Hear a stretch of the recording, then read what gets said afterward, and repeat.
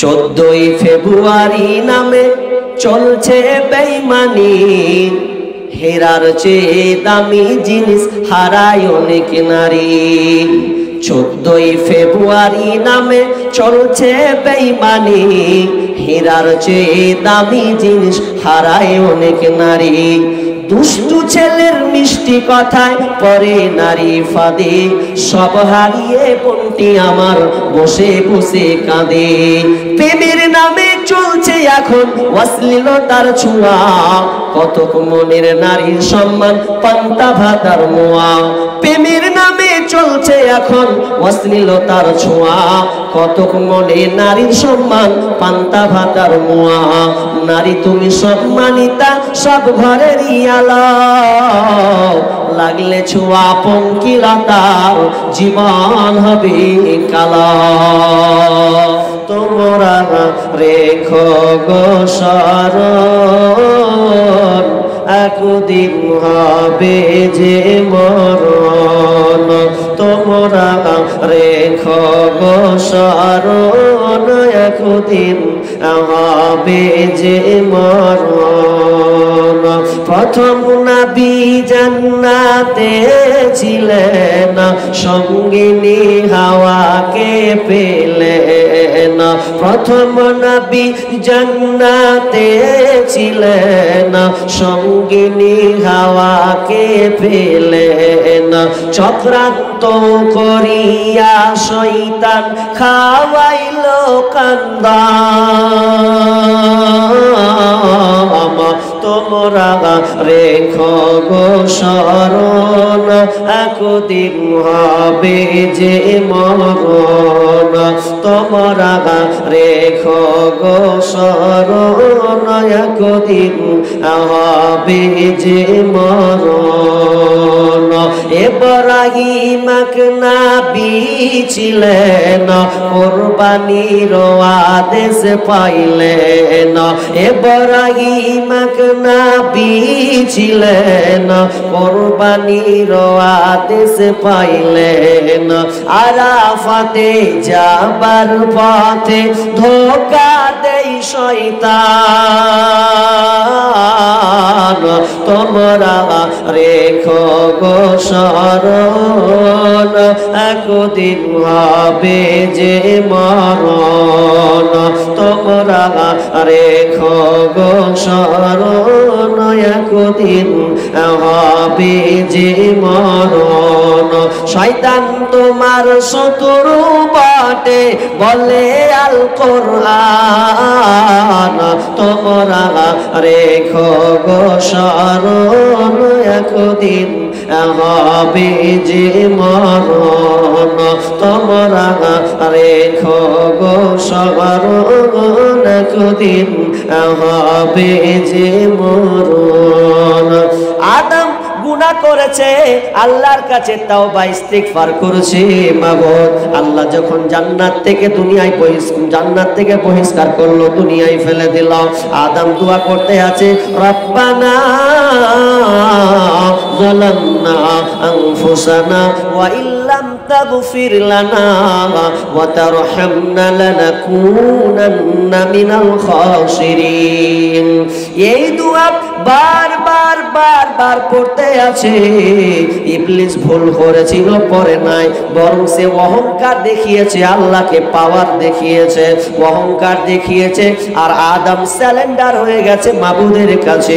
মাবুদ রে, তোমার নিষেধকে আমি আদেশে পরিণত করেছি। মাবুদ, রব্বানা যালামনা, নিজের উপরে জুলুম করেছি, নফসের উপরে জুলুম করেছি। মাবুদ, তুমি আমাকে ক্ষমা করে দাও। একজন দার্শনিক বলছেন, মানুষ পাপ করার পর জাহান্নামে যাবে না। কোন মানুষ পাপ করার পর জাহান্নামে যাবে না, কোন মানুষ জাহান্নামে যাবে না, তবে জাহান্নাম যাবে। একজন দার্শনিক বলছে, মানুষ গুনাহ করার পর জাহান্নামে যাবে না, বরং তওবা না করার কারণে জাহান্নামে যাবে।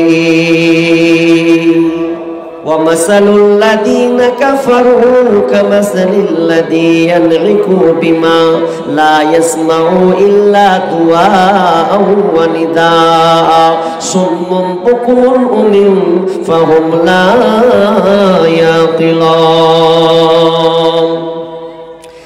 কাফেরদের মিসাল, ওয়ামাসালুল্লাযীনা কাফারু, কাফেরদের দৃষ্টান্ত কেমন শুনে লাও।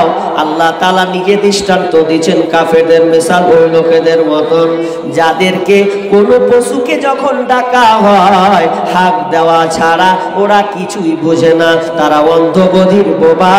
কেন কেন? ফাহুম লা ইয়াকিলুন।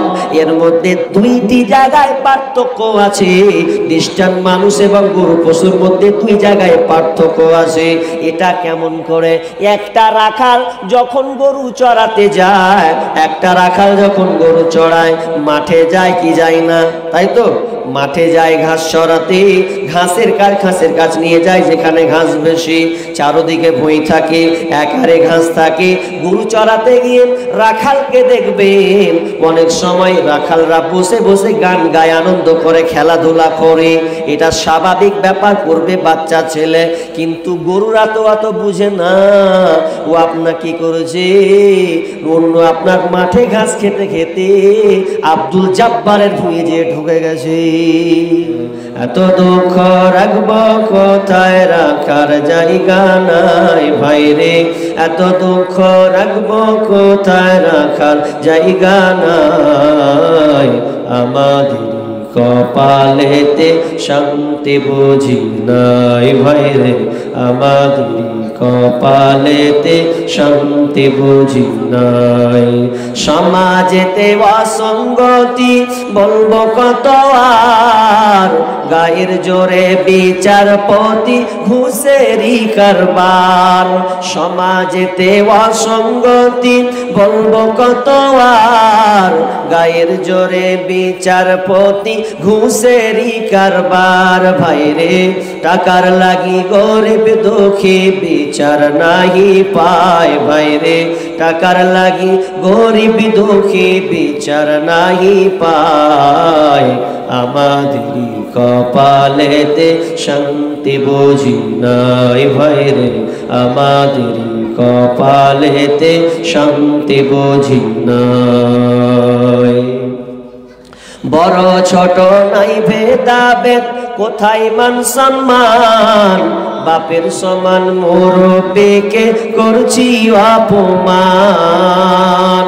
বড় ছোট নাই ভেদাভেদ, কোথায় মান সম্মান, বাপের সমান মুরব্বিকে করছি অপমান। ভাইরে 8 বছরের ছেলে যদি সামনে বেরি খায়, ভাইরে 8 বছরের পোলা যদি ডাইরেক্ট বেরি খায়। আমাদের কপালেতে শান্তি বুঝি নাই ভাইরে, আমাদের কপালেতে শান্তি বুঝি নাই। এত দুঃখ রাখবো কোথায়, রাখার জায়গা নাই ভাইরে। এত দুঃখ রাখবো কোথায়, রাখার জায়গা নাই। আমাদের কপালেতে শান্তি বুঝি নাই ভাইরে, আমাদের কপালেতে শান্তি বুঝি নাই। আমাদের কপালেতে শান্তি করুণা। আল্লাহ বললেন লা তাকরাবা হাদিহিশ শাজারা ফাতাকুনা মিনাল যালিমিন। হে আদম এবং হাওয়া, তোমাদের দুইজনকে বলা হলো লা তাকরাবা, খবরদার ওখানে যাবে না। লা তাকরাবা হাদিহিশ শাজারা, এই গাছটার নিকট যাবে না। যদি তোমরা যাও ফাতাকুনা মিনাল যালিমিন, তাহলে তোমরা জালিমদের অন্তর্ভুক্ত হবে। কিন্তু আদম আর হাওয়া এটাকে মানলো না, বরং নিষেধটাকে কাজে রূপান্তরিত করে দিল। আল্লাহ বলেছেন যাবি না, কিন্তু আদম আর হাওয়া গুনাহে চক্করে পড়ে চলে গেল, গাছের ফল খেয়ে নিল, তার মানে তারা গুনাহগার হলো। এবার তার আগে ইবলিসকে বলেছিলেন, ইবলিস সহ ফেরেশতাদের সকলকে বলেছিলেন ওয়াইদ কুল্লা লিল মালাইকাতি ইসজুদু লি আদম ফাসাজাদু ইল্লা ইবলিস। আল্লাহ সুবহানাহু ওয়া তাআলা বলেছিলেন, আরে ফেরেশতাগণ, আপনার কি নাম না জিন সহ তোমরা শুনে নাও, তোমরা আজকে আদমকে সিজদা করে দাও। সমস্ত ফেরেশতারা সিজদা করলো, ইল্লা ইবলিস, কেবল ইবলিস সিজদা করলো না। তো কি হলো? এটাও সে গুনাহগার হলো। এখানে আদেশ ছিল, আদেশটাকে মানলো না, অপরাধী হলো। কি হলো না? হলো। আল্লাহ সুবহানাহু ওয়া তাআলা আপনার কিনা আদমকে জান্নাত থেকে বের করেছিলেন অপরাধের কারণে। একো আদেশ মানতে বলেছিল, মানে নাই। জান্নাত থেকে আগে মানে ওখান থেকে তাকে পরিষ্কার করে দুনিয়ায় পাঠিয়ে দিয়েছি। তোমরা রেখো গো শরণ, একদিন হবে যে মরণ। তোমরা রেখো গো শরণ, একদিন হবে যে মরণ। প্রথম নবী জান্নাতে ছিলেন, সঙ্গিনী হাওয়াকে পেলেন। প্রথম নবী জান্নাতে ছিলেন, সঙ্গিনী হাওয়াকে পেলেন। চক্রান্ত করিয়া শয়তান খাওয়াইল কান্দা, তোমরা রেখো গো শরণ, একদিন হবে যে মরণ। তোমরা রেখো গো শরণ, একদিন হবে যে মরণ। ইব্রাহিম নবী ছিলেন, কুরবানির আদেশ পাইলেন। ইব্রাহিম নবী ছিলেন, কুরবানির আদেশ পাইলেন। আরাফাতে যাবার পথে ধোঁকা দেয় শয়তান, তোমরা রেখো গো শরণ, একদিন হবে যে মরণ। তোমরা রেখো গো শরণ, একদিন হবে যে মরণ। শয়তান তোমার শত্রু বটে বলে আল কোরআন, তোমরা রেখো গো শরণ, একদিন হবে যে মরণ। তোমরা রেখো গো শরণ, একদিন হবে যে মরণ। আদম গুনাহ করেছে, আল্লাহর কাছে তাওবা ইস্তিগফার করেছে। মাবুদ, আল্লাহ যখন জান্নাত থেকে বহিষ্কার করলো, দুনিয়ায় ফেলে দিল, আদম দোয়া করতে আছে, রব্বানা যালামনা আনফুসানা ওয়া ইল্লাম তাগফির লানা ওয়া তারহামনা লানাকুনান্না মিনাল খাসিরিন। এই দোয়া বারবার পড়তে আছে। ইবলিস ভুল করেছিল, পরে নাই, বরং সে অহংকার দেখিয়েছে, আল্লাহকে পাওয়ার দেখিয়েছে, অহংকার দেখিয়েছে। আর আদম স্যালেন্ডার হয়ে গেছে মাবুদের কাছে। মাবুদ রে, তোমার নিষেধকে আমি আদেশে পরিণত করেছি। মাবুদ, রব্বানা যালামনা, নিজের উপরে জুলুম করেছি, নফসের উপরে জুলুম করেছি। মাবুদ, তুমি আমাকে ক্ষমা করে দাও। একজন দার্শনিক বলছেন, মানুষ পাপ করার পর জাহান্নামে যাবে না, কোন মানুষ পাপ করার পর জাহান্নামে যাবে না, কোন মানুষ জাহান্নামে যাবে না। তবে জাহান্নাম যাবে, একজন দার্শনিক বলছে মানুষ গুনাহ করার পর জাহান্নামে যাবে না, বরং তওবা না করার কারণে জাহান্নামে যাবে। এই তো হয়ে গেল, মানল না, এটা আদেশ নিষেধ হলো। এবার আমি আয়াতের দিকে যাব, যে মেন দুটা পড়েছি। একটা কি,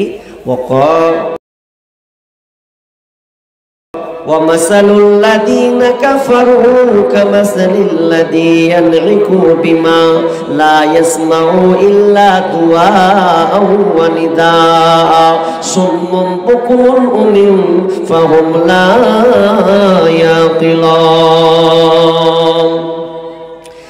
কাফেরদের মিসাল, ওয়ামাসালুল লাযীনা কাফারু, কাফেরদের দৃষ্টান্ত কেমন শুনে লাও।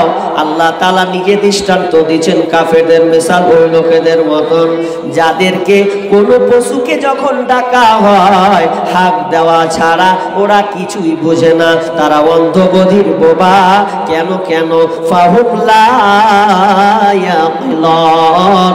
এর মধ্যে দুইটি জায়গায় পার্থক্য আছে। খ্রিস্টান মানুষ এবং গরু পশুর মধ্যে দুই জায়গায় পার্থক্য আছে।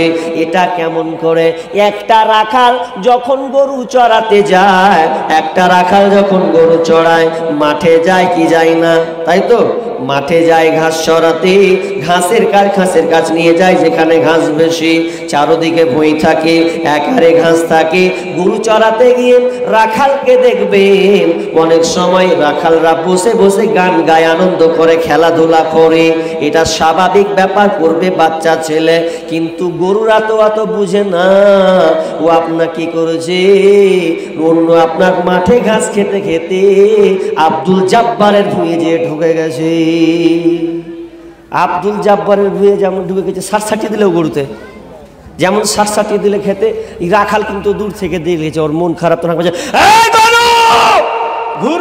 আচ্ছা গরুটা ঘুরবে, হাঁক মারছে দূর থেকে, গরু কি বুঝে? ও তো ধার ধার করে খেয়ে চলে গেছে, শুনে না, মন খারাপ। এটা একটা গেল।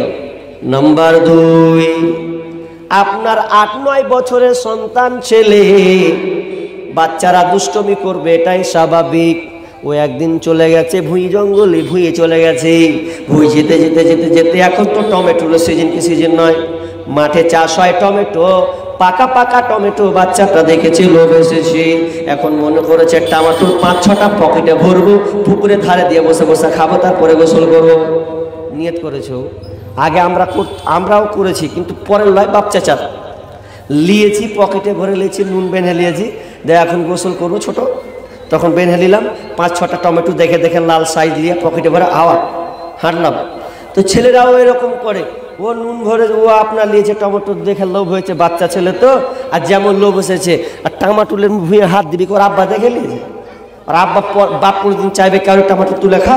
চাইবে না।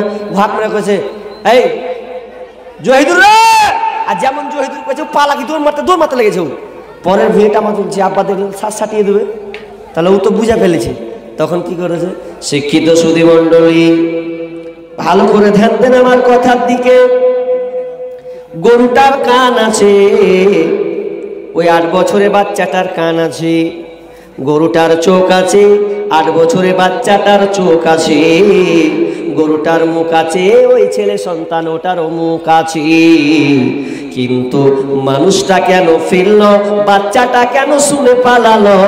গরুটা কেন ফিরল না? কোরআন এখানে পার্থক্য করেছে, ফাহুম লা ইয়াকিলুন। ওই গরুটার কোনো বোধ শক্তি নাই, মানুষটার বোধ শক্তি আছে, ক্ষমতা আছে, যেটা আমার মালিকের দান। গরুটার কি নাই? বোধ শক্তি নাই, আছে, ভালো মন্দ পার্থক্য করতে পারে না। মানুষটা পারে কি পারে না? পারে। এবার গরু ছাগল পাললো না, মানুষ পাললো। তো এবার দেখি আপনারাই কেমন মানুষ। আজান হচ্ছে, হাইয়া আলাস সালাহ,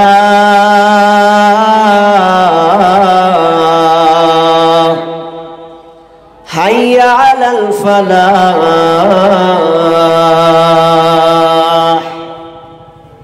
আজান হলো, প্রত্যেকটা গ্রামের জায়গায় জায়গায় জোহরের আজান, হাইয়া আলাস সালাহ, এটা মুয়াজ্জিন ডেকেছে, আজানটা হচ্ছে, ধ্বনিটা, আওয়াজটা আল্লাহর আওয়াজ ডেকেছে, কিন্তু ভাষাটা এটা আল্লাহর, আল্লাহর ভাষা, এটা আল্লাহ ডেকেছেন, মাধ্যম নিয়েছে মুয়াজ্জিন।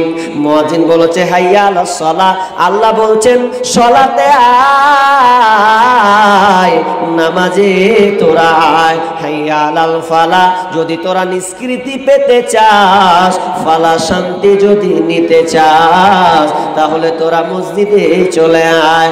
অথচ চাচাকে দেখছি ভুঁয়ে বসা বসা খালি এরকম করছে, কি আজান দিছে, আরে ভুঁয়ে এরকম লস লেগে গেল রে, সব লস লেগে গেল, খালি খয়নি কচলা চার ভাবছি, আর আজান হচ্ছে হাইয়া আলাস সালাহ, হাইয়া আলাল ফালাহ। মসজিদে চলো চলো, তুমি নিষ্কৃতি পাবে। তোমার টমেটোর অভাব কি হয়েছে বলো, আল্লাহকে তুলে ধরো, আল্লাহ তোমাকে দিয়ে দেবে। কিন্তু না না, আসলো না, আল্লাহর আওয়াজ এলো, আল্লাহ ডাকলো, কিন্তু এলাম না। এবার শুনেন, আপনার বাড়ির একটা গরু, একটা ছাগল, একটা মহিষ, একটা আপনার কিনা মুরগি, যাকে আমরা মুরগি আর মুরগা বলি, এরা কিন্তু দেখেন সকালে যদি আপনার গরুটাকে ছেড়ে দেন, যদি আপনি খোঁটাটা বেঁধে দেন মাঠে, সন্ধ্যা যখন হবে গরুটা ঠিক ঠিক ঠিক টাইমে, সন্ধ্যা হয়ে গেলে গরুটাকে আপনি ছেড়ে দেন দড়ি সহ, দেখবেন ওই গরুটা আপনার গোয়াল ঘরে যে ঢুকে যাবে, ঢুকবে কি ঢুকবে না, ঢুকে যাবে। যদি আপনি একটা ছাগলকে ছেড়ে দেন, সন্ধ্যা হলে দেখবেন ছাগলটা ঠিক আপনার বাড়ি ঢুকে কি ঢুকে না।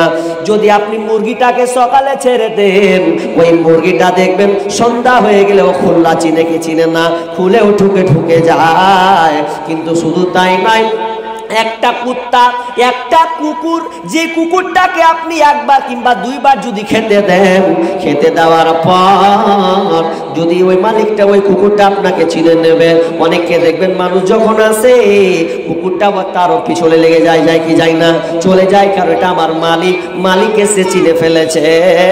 কিন্তু বলেন হাইয়া আলাস সালাহ হয়েছে, আল্লাহর আজান, আল্লাহর আজান মানে মসজিদে আজান হয়েছে, আমরা আল্লাহর গোলাম। তো কুকুরটা মালিক কে দরজা চিনল, মুরগিটা তার খোলা চিনল, একটা গরু তার গোয়াল ঘর চিনেছে। হতভাগা মানুষ রে, তুই আল্লাহর মসজিদ কানা চিনলি না।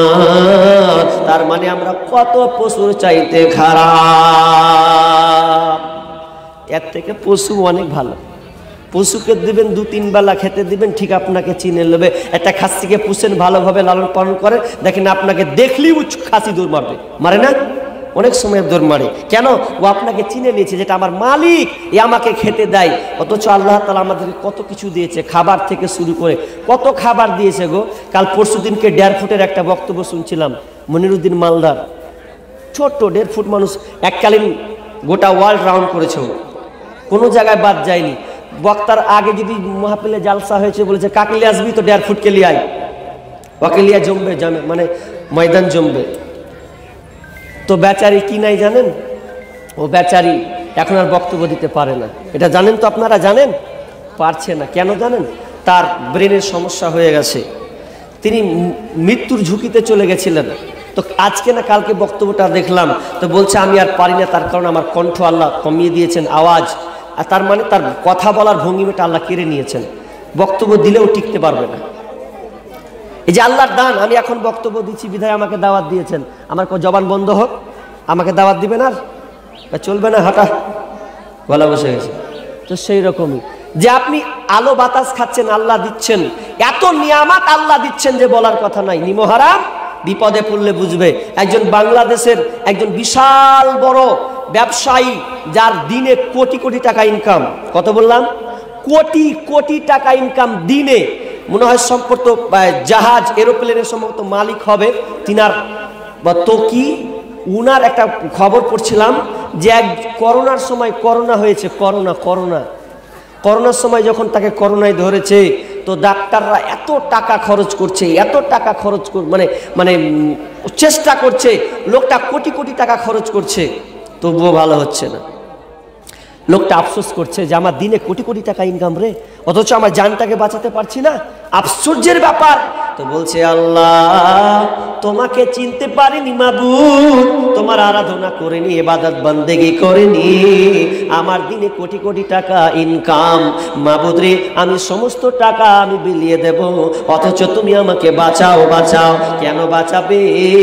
যার জন্য আমি এত টাকা ইনকাম করেছি, আজকে আমার করোনা হয়েছে, আমার বিবি পর্যন্ত আসেনি, আমার কেউ আত্মীয় স্বজন, আমার ছেলে সন্তান কেউ আমার কাছে আসেনি, আমাকে এক কোণে রেখে দিয়েছি মাবুদ, ওদের জন্য আমি খেটেছিলাম, ওরাই আমাকে ছেড়ে চলে যাচ্ছে করোনা হয়েছে বলে।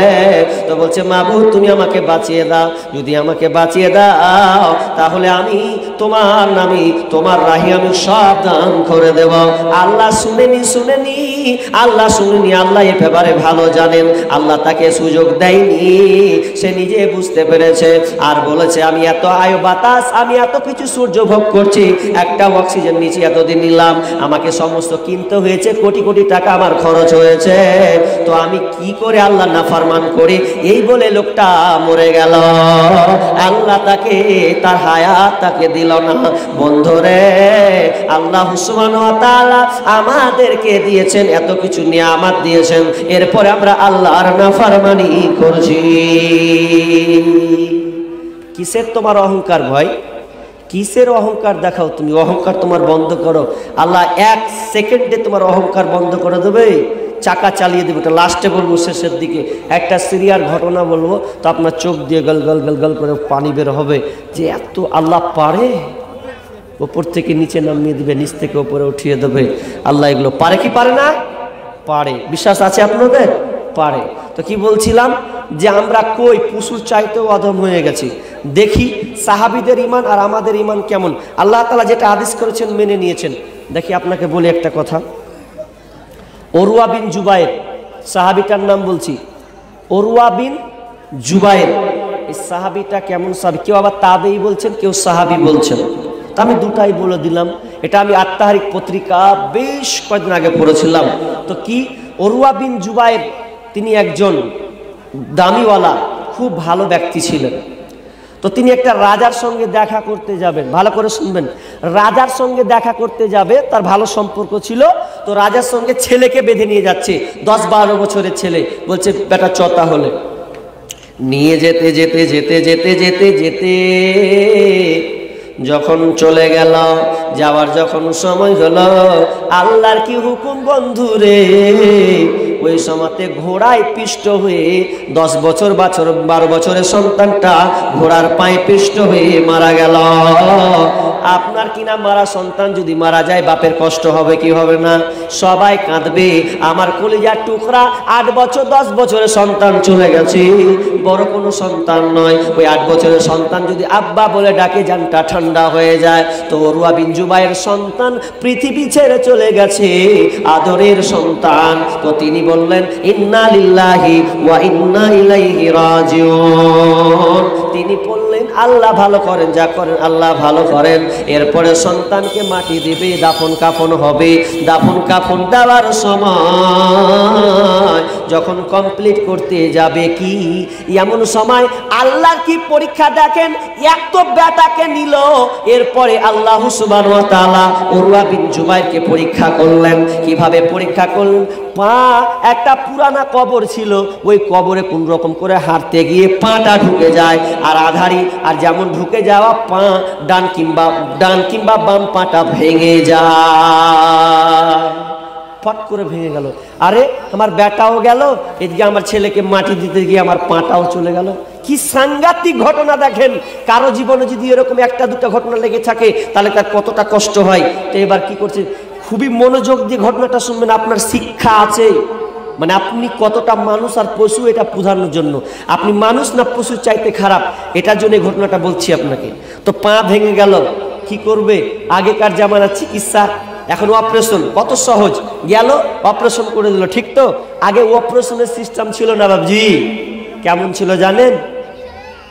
যদি ডাক্তাররা বলছে এ উরওয়া বিন জুবায়ের তোমার পাটা কেটে ফেলতে হবে, রক্ষা করা যাবে না, এখান থেকে সম্পূর্ণ পা তোমার বাতিল, পা তুমি পাবে না। আর সেই সময় কোনো চিকিৎসা ছিল না বন্ধুরে। কেমন চিকিৎসা শুনলেন? ডাক্তার বলছে উরওয়া বিন জুবায়ের তোমার পাটা কেটে বাদ দিতে হবে। তো চিকিৎসাটা কিভাবে, কেমন করে অপারেশন করবে? আগেকার জামানায় অপারেশন করা হতো, পাটাকে করাত দিয়ে কাটতো। কি করতো? করার দিয়ে আগে কাটতো, চাকু দিয়ে কেটে আগে ফেলতে হবে, ফেলে বাদ দিতে হবে। এটা তো কষ্টের ব্যাপার। তো আগেকার জামানায় চিকিৎসা ছিল যে যার অপারেশন হবে, কঠিন অপারেশন, ওকে সামান্য মদ খাওয়াতে হবে। মদ যখন খাওয়িয়ে দেবে রে, তার মুখটা বেহুশ হয়ে বেতাল হয়ে যাবে, তখন তাকে অপারেশন করে দেওয়া হবে। ডাক্তারেরা বলছেন উরওয়া বিন জুবায়ের আপনাকে সামান্য মদ পান করতে হবে। উরওয়া বিন জুবায়ের বলছে না না না, আমি নাপাক জিনিস মুখে নেব না, আমি মদটা মুখে নেব না বন্ধুরে, এই মদটা আমি ধরবো না। ডাক্তারকে বলছেন আমার পা কেটে দেন, আমি দেখব কি করা যায়, কি করা যায়।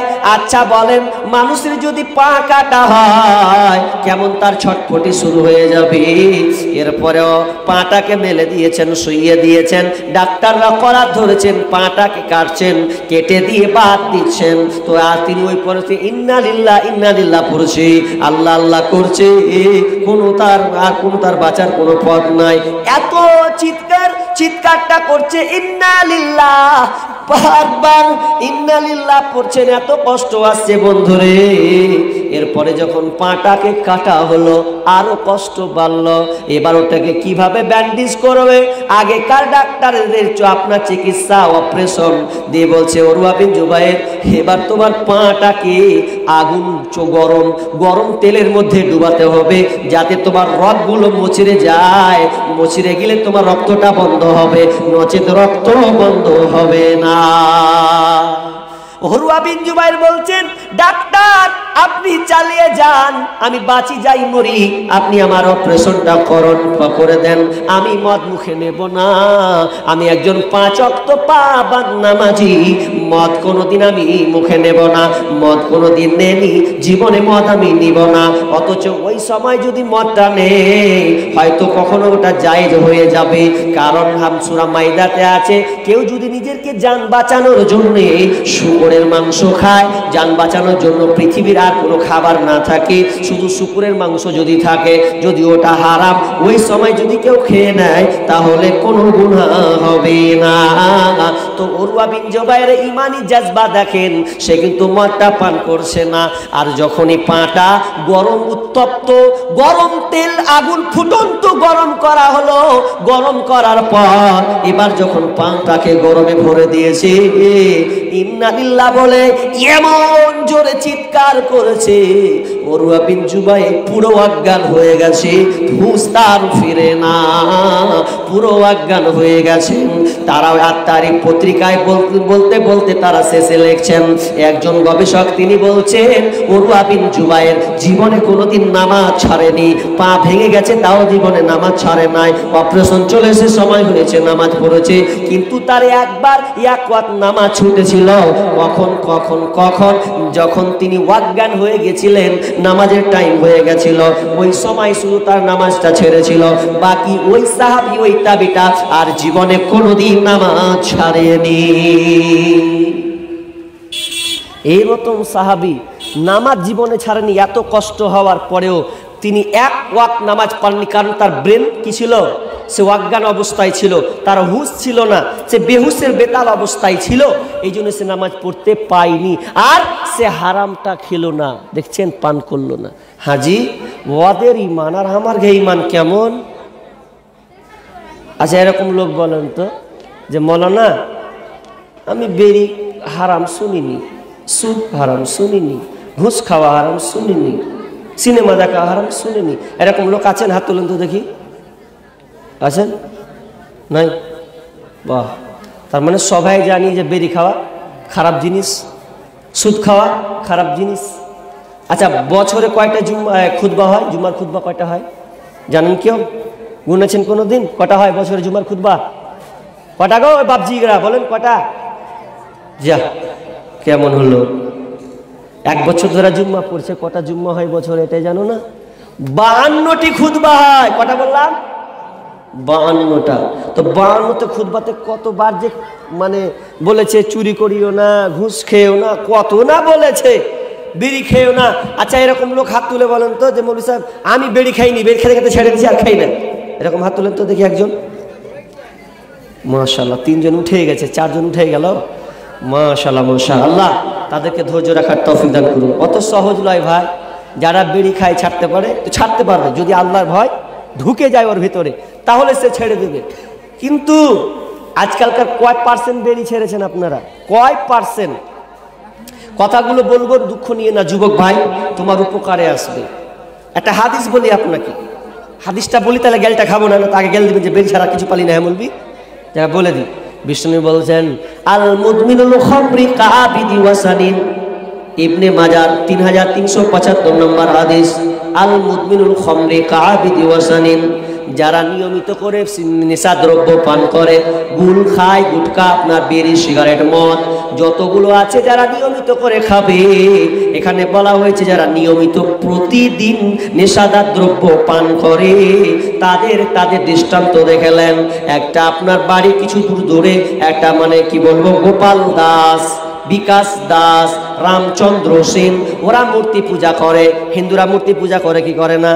করে। ওম নমঃ কি যা বলে পড়ে, করার পর এত কিছু বলার পর নাকের আছে এখানে শুরু করে দেবো, থাক এখানে, লোকটি পালিয়ে যাবে তখন ইনশাআল্লাহ। আমাকে একটু ইঙ্গিত করে দিয়ে, কটা বাজছে এখন? 11টা বাজতে এলো। আর এখানে চালাচ্ছি, যখন দেখবেন একটু তখন বলবেন আমাকে, হ্যাঁ? মানুষ যখন শুনবে না পালিয়ে যাবে তখন। কি বলছিলাম যে আপনার বাড়ির পাশে একজন হিন্দু মূর্তি পূজা করে যা গুনাহ করে, একজন মুসলমান যদি প্রতিদিন সাদা দ্রব্য পান করে, ওর পাপ যা আপনার পাপ সমান সমান, ওর পাপ যা আপনার পাপ একই সমান সমান।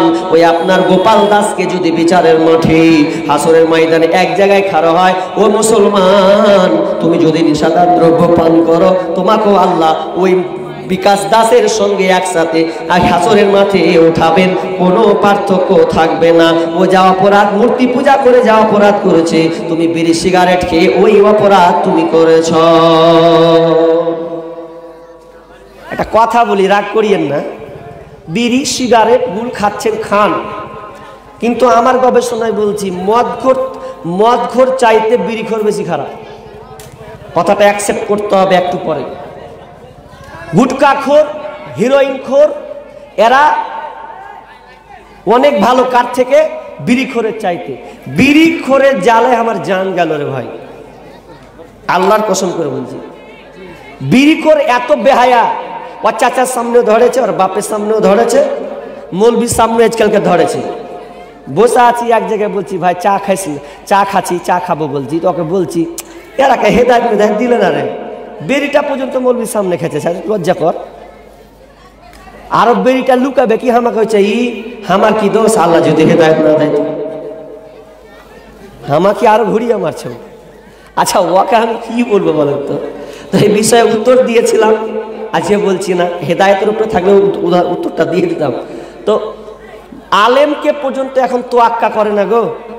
চায়ের দোকানে খাবো, ওখানে এক কাপ মারবো, তো তার আগে ধরিয়ে দিলে মলবি টলবি কিছু দেখলে না। ওই জন্য বলছি যে মদখোরের চাইতে বিড়িখোর সবচেয়ে বেশি খারাপ। আপনি যাই বলেন খারাপ নয়, মদখোর মদ খাবে, নোকালয়ে গিয়ে লক করে খেয়ে চলে আসবে বাড়িতে, খেয়ে নেবে এক লোকায়ও। কত মদখোর আছে খেয়ে নিলে বাড়তে জানি পারতে লাগলো। আর কিছু মদখোর আছে তো এত বদমাসের বদমাস, টলতে টলতে চলে আসছে। তা আমি এক মদখোরকে দেখছি আমাকে গ্রামের, ছোটতে মদ খেয়ে এলেছে, ও একবার ফুল ভোল্টেজের মদ খেয়েছে, এতটা খেয়েছে তো খালি ধাক্কা লাগছে দেওয়ালে, তো একবার লেগেছে এত খুঁটিতে, মানে এই পিলার বলেন আপনারা, পিলার বাড়ির কি বলেন পিলার, ওখানে এক ধাক্কা লেগেছে। ধাক্কা যখন লেগেছে বেতাল তো মদ খেয়ে এলেছে, মানে প্রধানমন্ত্রী হয়ে গেছে ও এখন। ধরে লেছে দেবে যে মা গে মা করতে গে মা, ধাক্কা মেরেছে তোকে মা, মানে ও খাম্বাকে মা কইছে এখন। আর হুঁশ আছে, মদ বেটাল হয়ে গেছে ও। তো অবস্থা এত খারাপ, তো মদ এগুলো হচ্ছে কি খারাপ শুনলেন। শুধু তাই নয়, নেশাদার দ্রব্য যারা পান করবে পৃথিবীতে, তাদের শাস্তিটাও শুনে নাও।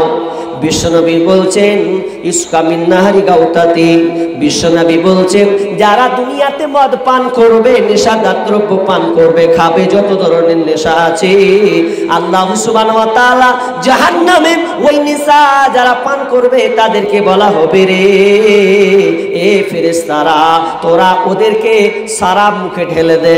কেমন সারাব, কেমন সারাব? যে মেয়েরা আপনার কি নাম দুনিয়াতে রান্ডিবাজি করেছিল, যেই মেয়েরা নিজের ইজ্জতকে বিক্রি করেছিল, আপনার কি নাম কি বলে বেশ্যালয়, বেশ্যাখানায় গিয়েছিল, পতিতালয় দেহ ব্যবসা করেছে, যারা নিজের জীবনকে তোয়াক্কা করে নাই টাকার বিনিময়ে, আল্লাহ তাদেরকে ধরবেন। আর তাদেরকে যখন জাহান্নামে ভরা হবে, জাহান্নামে ভরার পর তাদের লজ্জা স্থান থেকে পচা পচা দুর্গন্ধযুক্ত রক্ত বের হবে, লজ্জা স্থান থেকে পচা পচা দুর্গন্ধ বের হবে। এত দুর্গন্ধ গন্ধতে জাহান্নামীরা টিকতে পারবে না। আর ওটা বের করার পর ওই সারাবিদেরকে ধরে দেবেন, লেট এবার খা, দুনিয়াতে খেয়েছিলি মদ, তোকে মজা লেগেছে, খুব চেটেছিস, খুব চাটনি দিয়ে খেয়েছিস, খুব চানা দিয়ে চেপিয়েছিস, খুব গরুর মাংস দিয়ে খেয়েছিস, এবার লে, এবার লজ্জা স্থানের ওই পচা পচা দুর্গন্ধ তার মুখে ঢেলে দেওয়া হবে, লে এবার তুই পান কর। কত খারাপ নোংরা জিনিস তার মুখে ঢেলে দেবে। তো ভাইরা আমার, এই জিনিসটা ছাড়েন, ছেড়ে দেন। তাহলে একটা কি আল্লাহ তাআলা কি বললেন যে তোমরা এখানে শাস্তি কি দেওয়া হলো যে খবরদার তোমরা এটা করিও না। একজন দিয়েছেন 500 টাকা, রাখেন, লিখে রাখেন, একটু বলে দিন আমাকে, 500 টাকা হলো। এবার দ্বিতীয় লগ্নে চলেন, নেশাদার দ্রব্যকে আর বললাম না, মেয়েরা আপনাদের দিকে গুল করে গো, মেয়েরা গুল করে, গুল গুল মেয়েরা মেয়েরা করে না ভালো। আমাকে মুর্শিদাবাদের চাপ্পা চাপ্পা ওরা লিয়া মুখে ভরে লাগে, ওটাই খেয়াও লাগে। আল্লাহু আকবার, কত খায় কি হয় বলছি একটু পরে। এত খায় গুল করে এরা, যে গুল করে একবার লিয়ে নিলে ওরা আবার ক্যাপাসিটি জানেন। আগে তো মা বোনকে দেখেছি আঁচলে বেঁধেছে, এখন আর আঁচলে বাঁধে না, ওই 10 টাকাওয়ালা লিয়াই, কি বলে ওটাকে জি, হজমির কোটা দেখেছেন, ট্যাবলেট ছোট ছোট, ওগুলাকে নিয়ে ওরা ওই গুলের প্যাকেট খুলে ভরে দিলে, গোটাই ভেঙে দিলে, যখন ওর নেশা লাগবে ঠাক ঠাক ঠাক করে বাই করবে।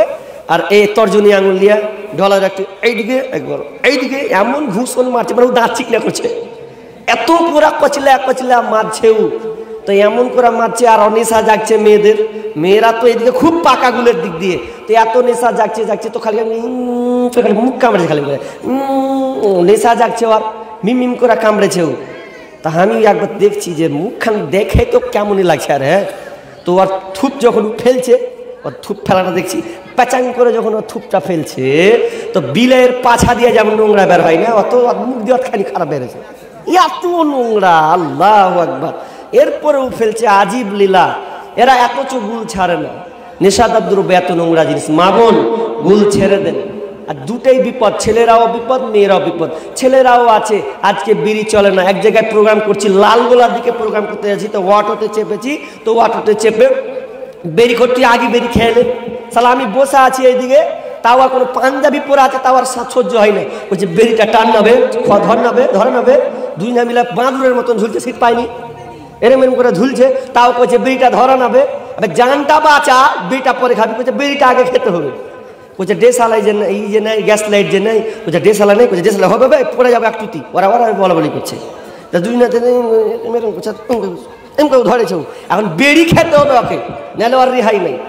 এত বেরি খোর, আর গন্ধে টিকা জানে আল্লাহ, কিছু কইতে পারে না, আলগা মানুষ কি বলবো, কিছু বলতেও পারি না, এত গন্ধ করছে। কথা বলছে মুখ দিয়ে গন্ধ, নাক দিয়ে গন্ধ, আপনার জামা দিয়ে গন্ধ, পকেট দিয়ে গন্ধ, ঘুমাতে যান তবুও গন্ধ, এত গন্ধ সব জায়গায় গন্ধ, পায়খানাতে গিয়েও গন্ধ।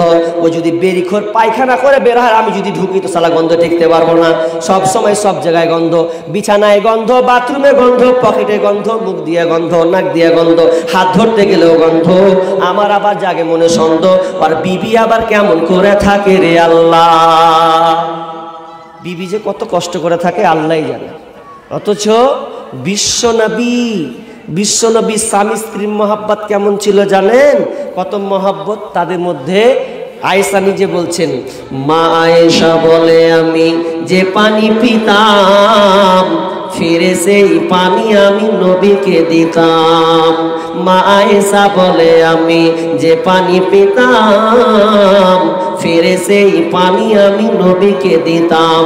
পিতাম যেখানে আমি মুখ লাগাইয়া নবীজি পিতেন সেইখানে মুখ দিয়া। আর যে হাড়ের গোশত লাগাইয়া দাঁত নবী ফিরে খাইতেন স্বামীজি আমার। মানে গোস্তা খেতেন তো গোস্তা নিয়ে আল্লাহ রসুল কেড়ে নিতেন, কেড়ে নিয়ে ওইখানে আল্লাহ রসুল টানতেন, গোশকে চাবাতেন, মায়েশার মুখ থেকে কেড়ে নিতেন, কেড়ে নিয়ে হাড্ডিটা পর্যন্ত কেড়ে নিতেন, ওটাও চুষে চুষে চুষে চুষে খাতেন। এমন নবী ছিলেন। এই জন্য মায়েশা বলছেন, মায়েশা বলে আমি যে পানি পিতাম ফিরে সেই পানি আমি নবীকে দিতাম। পিতাম যেখানে আমি মুখ লাগাইয়া নবীজি পিতেন সেইখানে মুখ দিয়া। আর যে হাড়ের গোশত লাগাইয়া দাঁত নবী খেতেন নবী নেকে যাক। আমি থাকিতাম যখন হায়েজের হালে এই রকম করিতেন নবী নেক নামে। মুখের ঠায়ে ঠোঁট লাগাইয়া খুশিতে খেতেন গোশত আপে খুশিতে ভরিয়া। নিহাত থাকিতাম আমি হায়েজের হালে এই রকম করিতেন নবী নেক নামে। কবু ঘৃণা করে নাই নবীজি আমার, কত ভালোবাসিতেন বিবি দিকে তার। আল্লাহ রসুল বিবিদেরকে কতটা ভালোবাসতেন, খাবারকে কারাকারি করতেন, আনন্দ করতেন। ভাইরা আমার, তো বলছিলাম নেশাদার দ্রব্য কত খারাপ। বন্ধুরে, আপনারা আজ থেকে নেশাদার দ্রব্যটাকে ছেড়ে দেন। এটা আল্লাহ হারাম করেছেন, খাওয়া যাবে না, এরপরেও খাচ্ছেন, তওবা করেন, খাওয়া ছেড়ে দেন। নাম্বার 2, আল্লাহ তাআলার এবার আদেশ চলেন কি? আল্লাহ বলছেন লা তাকরাবা হাদিহিশ, আল্লাহ বলছেন ওলা তাকরাবু ওয়ালা তাকরাবুজ জিনা ইন্নাহু কানা ফাহিশাতাও ওয়া সাআ সাবিলা। আল্লাহ সুবহানাহু ওয়া তাআলা বলছেন খবরদার তোমরা জিনার নিকটবর্তী হবে না, জিনার ধারে কাছে তোমরা যাবে না, কারণ এই জিনাটা হচ্ছে সবচাইতে নিকৃষ্ট একটা পাপ। জিনা খুবই নোংরা জিনিস, আল্লাহ নিষেধ করলেন জিনার কাছে যাবে না। আল্লাহ বলছেন না, এখানে ভাষাটা বুঝেন, আল্লাহ বলছেন না জেনা করিও না, আল্লাহ বলছেন জেনার নিকটবর্তী হইও না। কিন্তু আজকে আমরা জেনার নিকটবর্তী হয়ে যাচ্ছি। জেনা কত খারাপ। একটা মেয়ে যদি একবার চোখ মেরে দেয় ওই কোনো ছেলেটাকে, ও সারা রাত নিন দেবে না, সালা কেন আমাকে চোখ মারলে, ওর নিন হবে না। একটা মেয়ে, ভালো মেয়ে যদি একটা ছেলেকে চোখ মেরে দেয়, ওর অবস্থা কেরাসিন হয়ে যাবে। কেন মারলে, কাহার মেয়েটি ছিল এটা, এখন খুঁজ লাগবে। এখন ওর ঘুম নাই, এখন যদি পাইতেও নাম্বারটাও লিবে এখন। অথচ আল্লাহ বলছেন ওলা তাকরাবুজ জিনা, জিনার ধারে কাছে যাবে না। আর জিনাটা তো এইভাবেই হয়, হয় কি হয় না, আস্তে আস্তে দেখতে দেখতে দেখতে করতে করতে করতে নাম্বার নিতে নিতে জেনা হয়ে যায়। তো আজকে জেনা হয়ে যাচ্ছে। আমরা হলে কত কুকাম করতাম সাহাবীদের। আর আপনি একটা ঘটনা বলি আপনাদেরকে, ঘটনাটা কি জানেন?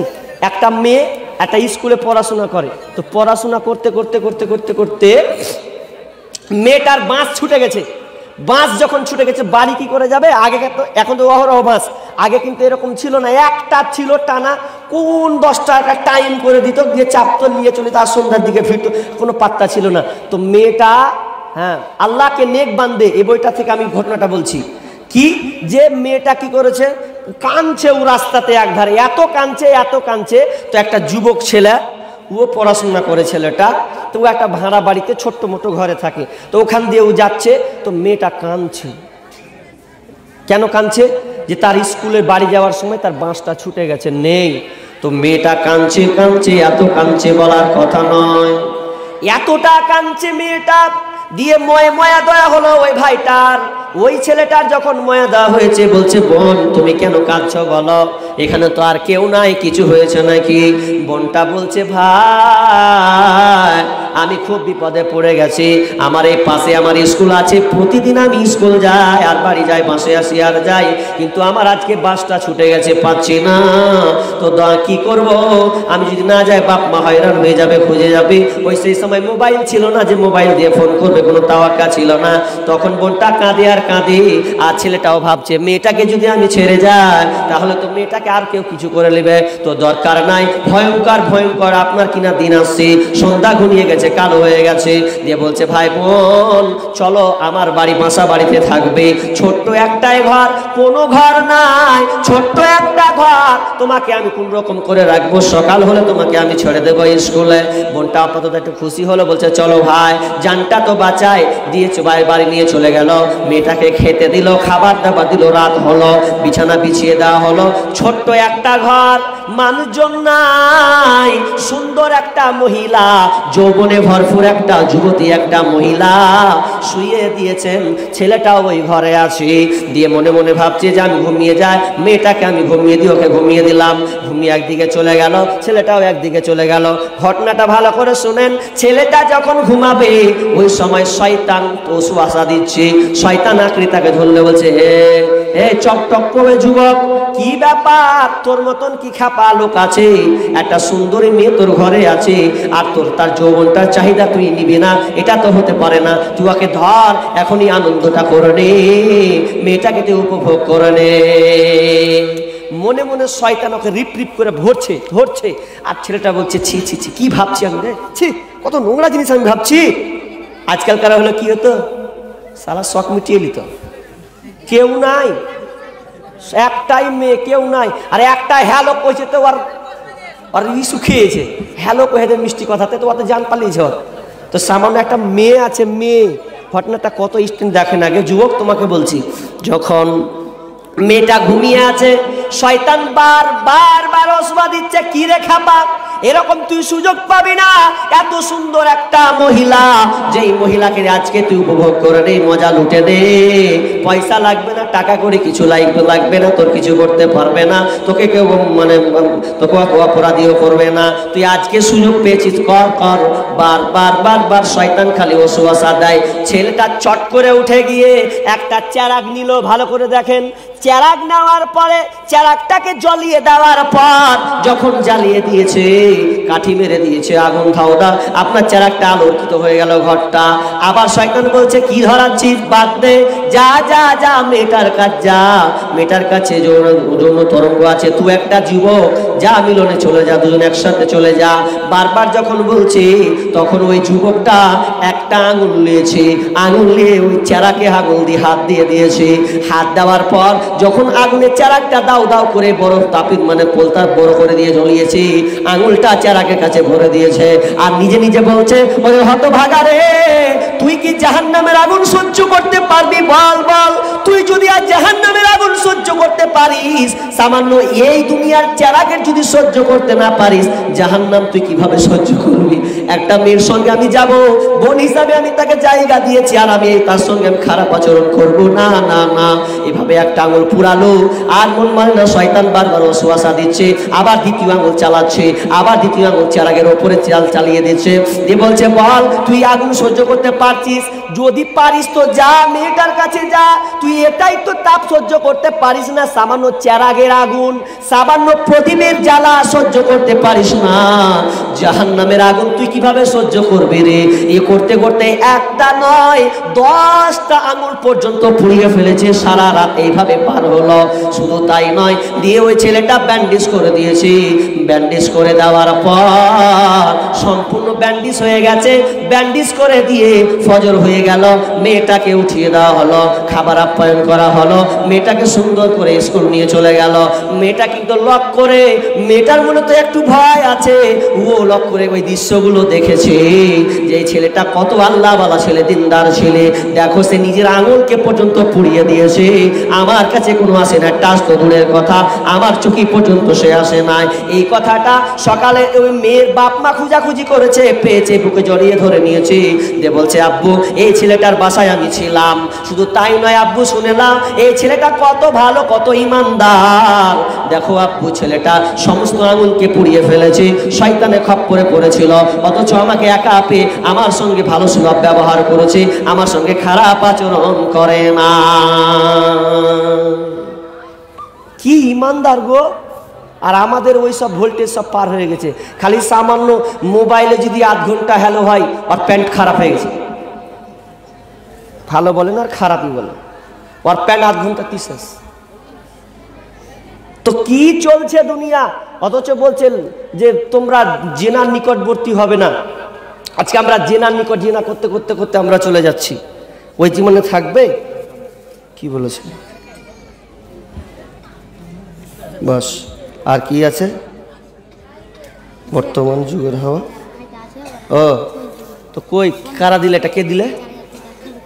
ইউটিউবাররা দিলে এটা। তো চট্টি ইউটিউবার আছে, 500 টাকা করে দাও, তারপর শুরু করছেন। 500 টাকা করে দাও তোমরা, দেখি। গলা বসে গেছে, গাজাল শুনবে 14 টাকা করে। ইনশাল্লাহ দিব, বিষয় বিষয় ইনশাল্লাহ গাজাল শেষে দিব, যারা যে কটা লোক থাকবে তারা। আর যেটি মাঝখানে পালাবার পালাকবে, আমার কি শেষ পর্যন্ত যারা থাকবে তাদেরকে ভালো ভালো গাজাল শোনাবো ইনশাল্লাহ। তার আগে শোনাবো, পালাবে তখন তার পালাবে।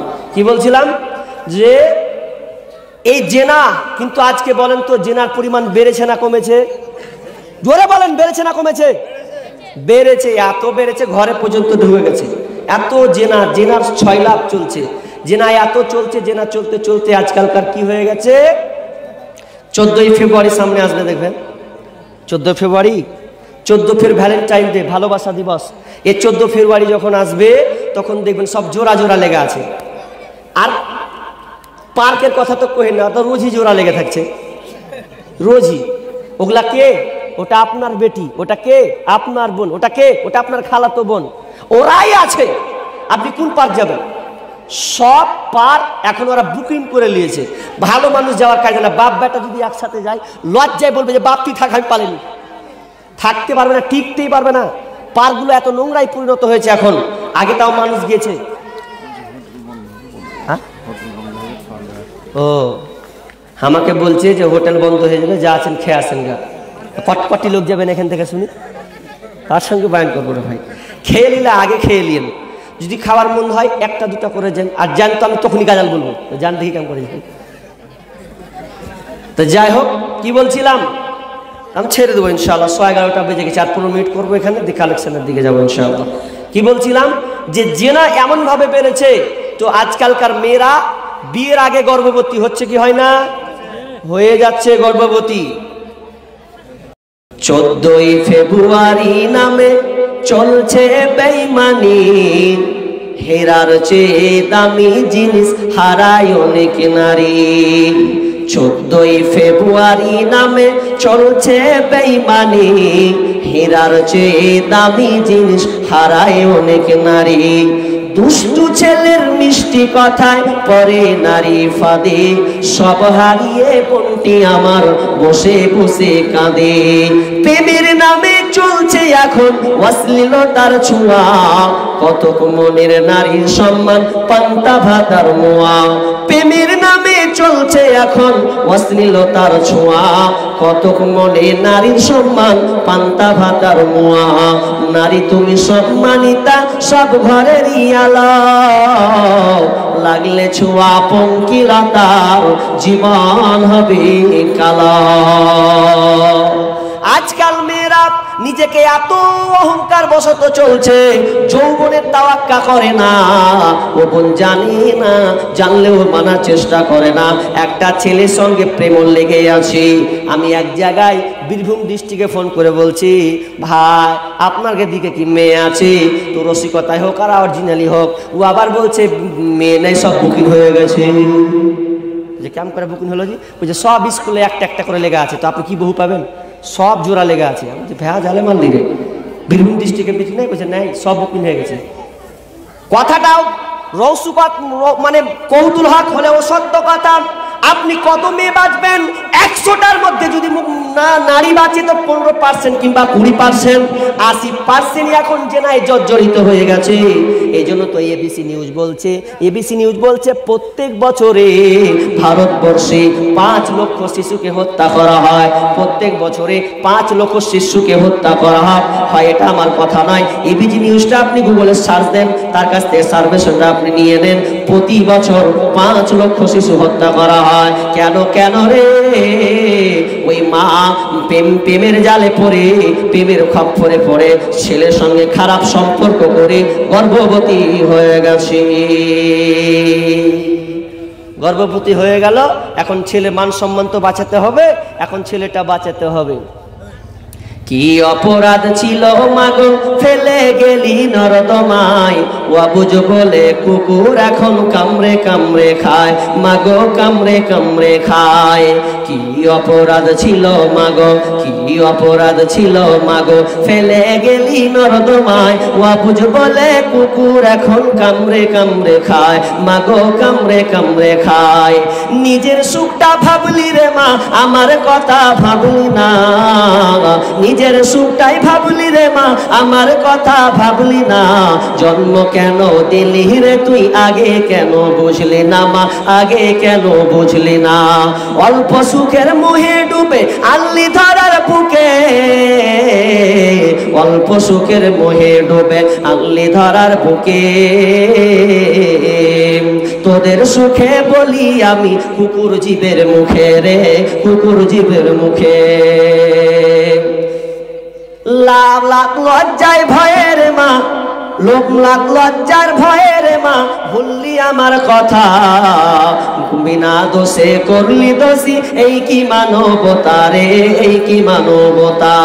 কি অপরাধ ছিল মাগো, কি অপরাধ ছিল মাগো ফেলে গেলি নর্দমায়, ওয়াবুজ বলে কুকুর এখন কামড়ে কামড়ে আমায় খায়। বিয়ের আগে পেটে বাচ্চা সন্তানকে ফেলে দিয়েছে আবর্জনায়, খারাপ জায়গায়, নোংরা ট্রেনে ফেলে দিয়েছে, জঙ্গলের সাইডে ফেলে দিয়েছে। এবার লেখক লিখছেন, একজন রাইটার লিখছেন, কত সুন্দর করে লিখছেন। যখন ওই আপনার ভুলটাকে, ওই সন্তানটাকে যখন ফেলে দেওয়া হয়, তখন ওই সন্তান বলছে, মা মা তুমি আমাকে চিনতে পারো না মা, তুমি 14 ফেব্রুয়ারি নামে তুমি পার্কে গিয়েছিলে, তোমার বন্ধু তোমার প্রেমিককে ডেকেছিলে, ওর সঙ্গে আনন্দে আত্মহারায় চলে গেছো কয়েকটা সুখের দিনের জন্য, তুমি ওর সঙ্গে মিলনে গেছো, আমার জন্ম দিয়েছো, আমি তোমার পেটে এসেছি, আমার কি দোষ বলো? শুধু তাই নয় মা, তুমি আমাকে জঙ্গলে যখন ফেলে আসলে, তখন আমি তোমাকে ঢুঁড়তে লাগলাম গো মা, আমি চারদিকে ঢুঁড়তে লাগলাম, ঢুঁড়তে ঢুঁড়তে পেলাম না, আমি চিৎকার করতে লাগলাম, ভাষা তো আমার নাই মা, তুমি আমাকে নিয়ে যাও মা।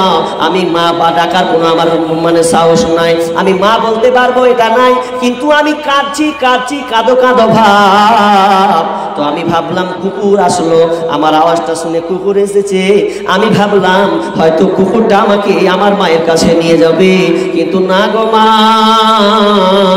কুকুর তো তোমার কাছে নিয়ে যাওয়ার জন্য আসেনি গো মা, ওই কুকুরটা আমাকে কামড়ে মুখে ধরলো, ধরার পর আর 10টা কুকুর একত্রিত হলো গো মা।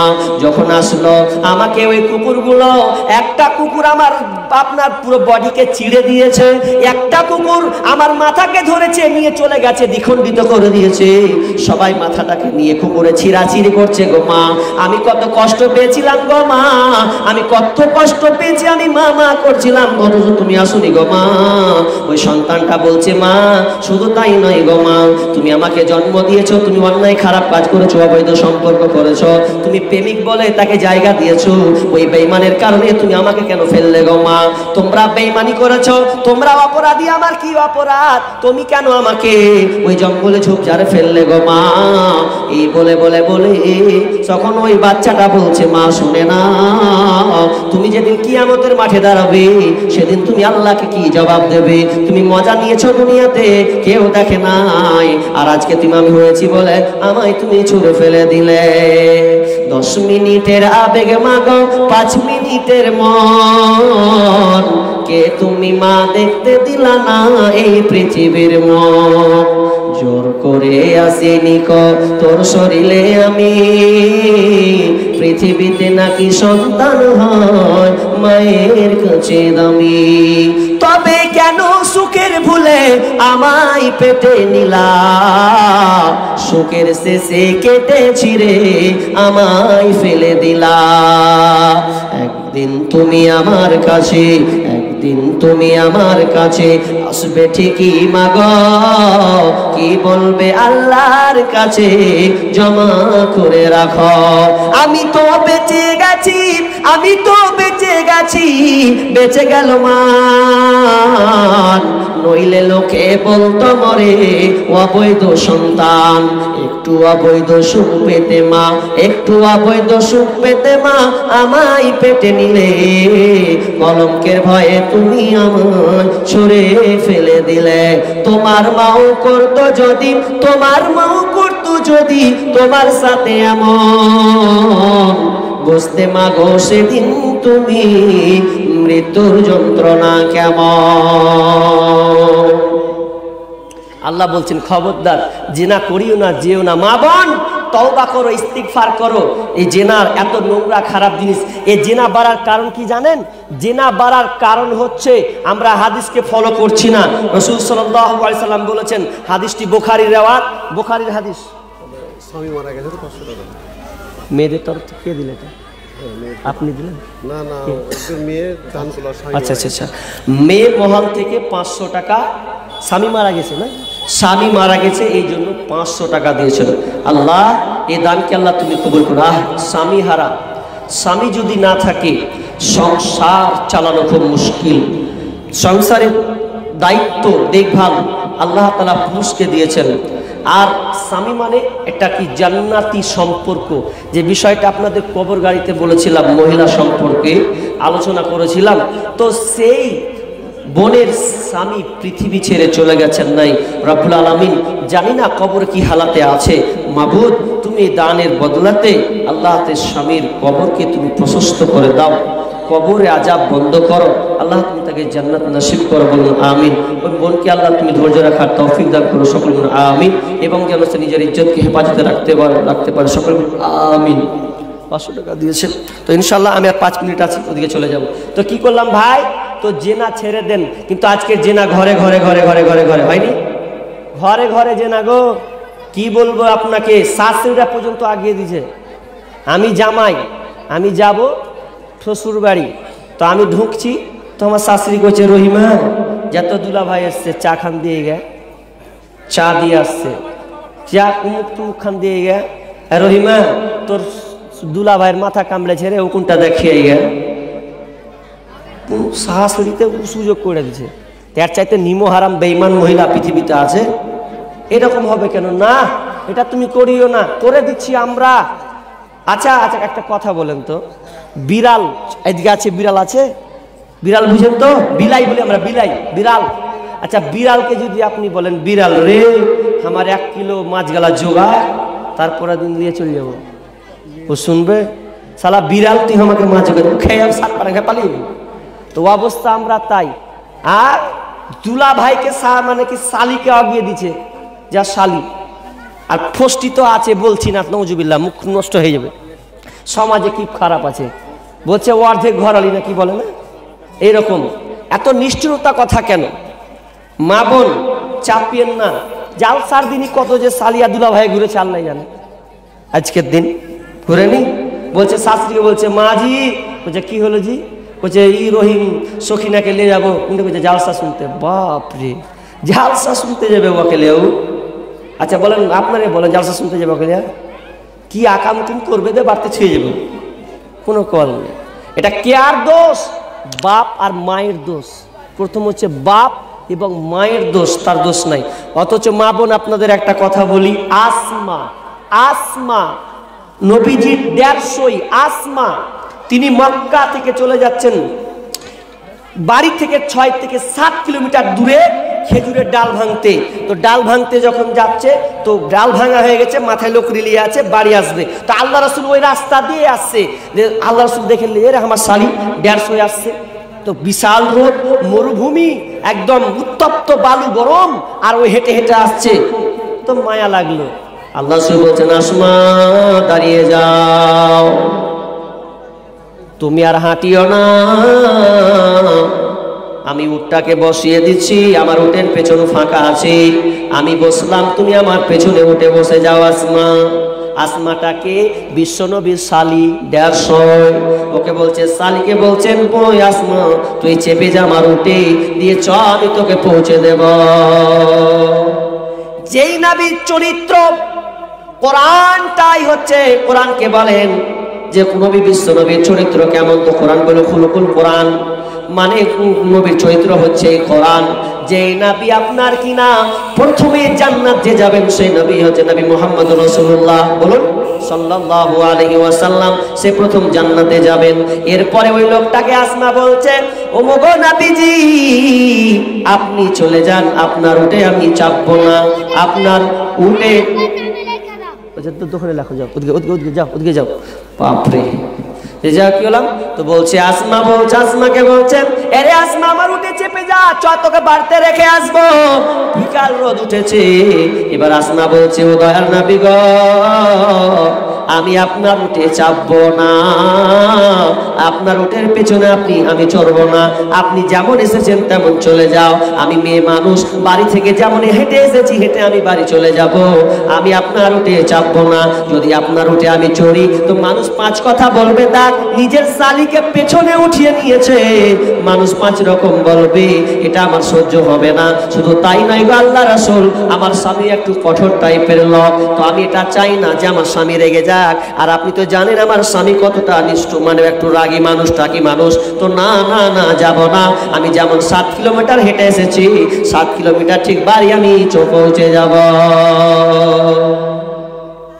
নবীর পিঠে চড়ছে না শালি, আর আমাদের নাই ফাঁকা, মানে দিল খালি চাপার সুযোগ পেলে হয়, কুদুম মেরে আবার ঘাড় ধরে হাঁটলো, অবস্থা খুব খারাপ।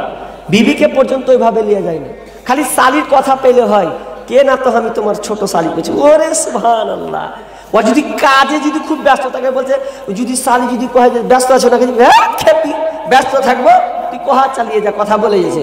আর যদি বউ যদি বলে কাজের সময় ডিস্টার্ব করতে এসছে, শালির বেলায় কোনো ডিস্টার্ব নেই, আর বউর বেলা খুব ডিস্টার্ব। কি আতাবুরের খালা 2000 টাকা দেন দেমি,